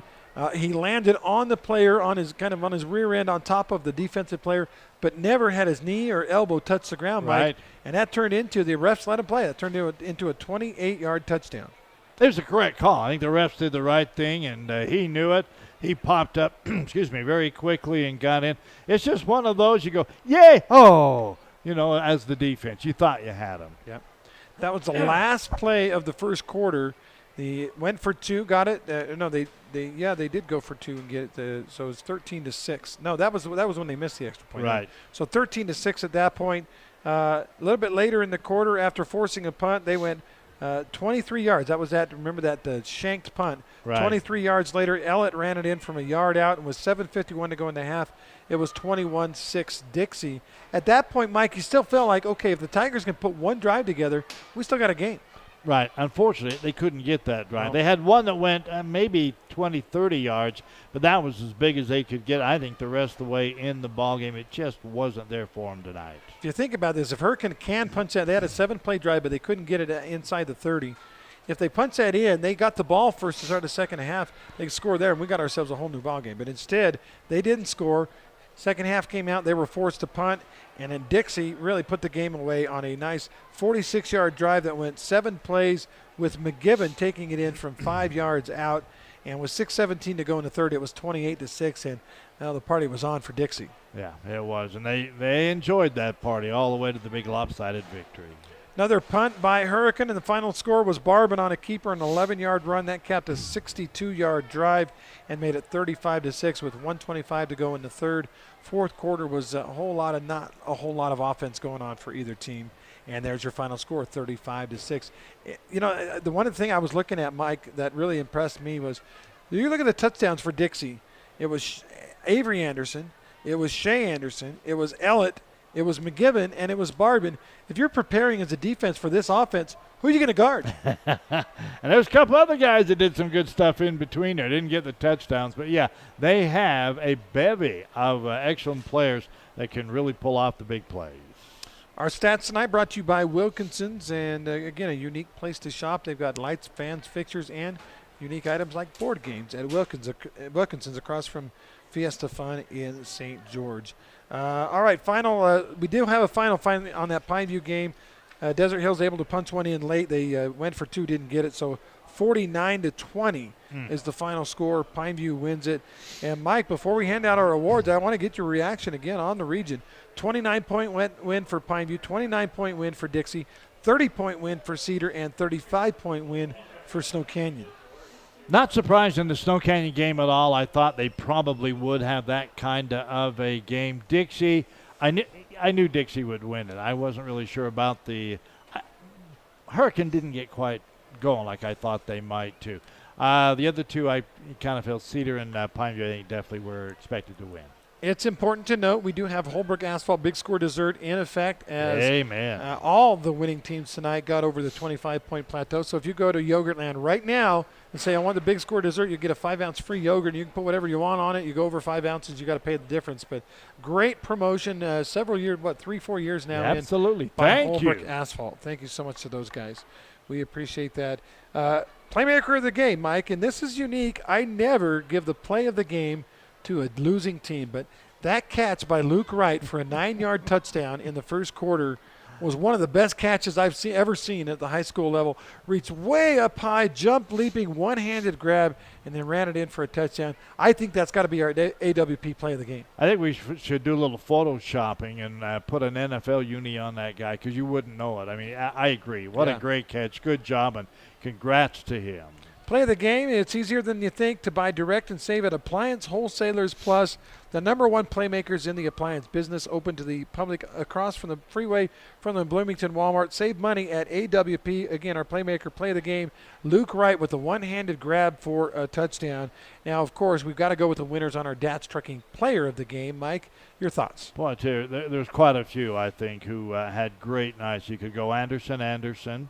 You could go Barbin. You could go defense. Bodie Ray, who I thought Bodie Ray did was a great fantastic. job. Yeah, his name came out a lot. So, and there's a lot of other guys that did some. I thought maybe Maycock was going to be early, but he kind of. And Erickson on defensive line was very good. They started to figure out that dive play later in the game as it hurt him early, but. Barbin, did I mention him? There's another one you could go with. I like Shea Anderson, to be real honest with you. I think he's a guy that was a big part of the action tonight. Got a touchdown and got a lot of good gains. He is a scat back, hard to get a hold of. Shea Anderson is our DATS Trucking player of the game. DATS always delivers your quality service carrier. Fuel up and grab a snack at Ernie's 2 Sinclair Station at the top of the boulevard, delivering you your DATS Trucking player of the game all season long. And again, thanks to Holbrook Asphalt, our Big Score Dessert sponsor at Yogurtland. Right now, you get that free dessert, Mike. We are on the way home, aren't we? Okay. We are, yeah. Checking that out. We are. All right, that'll wrap it from here. Again, it's a final from Tiger Stadium as Dixie wins. All the favorites win tonight, and they all win big. Final from Hurricane. For Mike McGarry, I'm Andy Griffin. Congratulations. 35-6, Dixie wins it.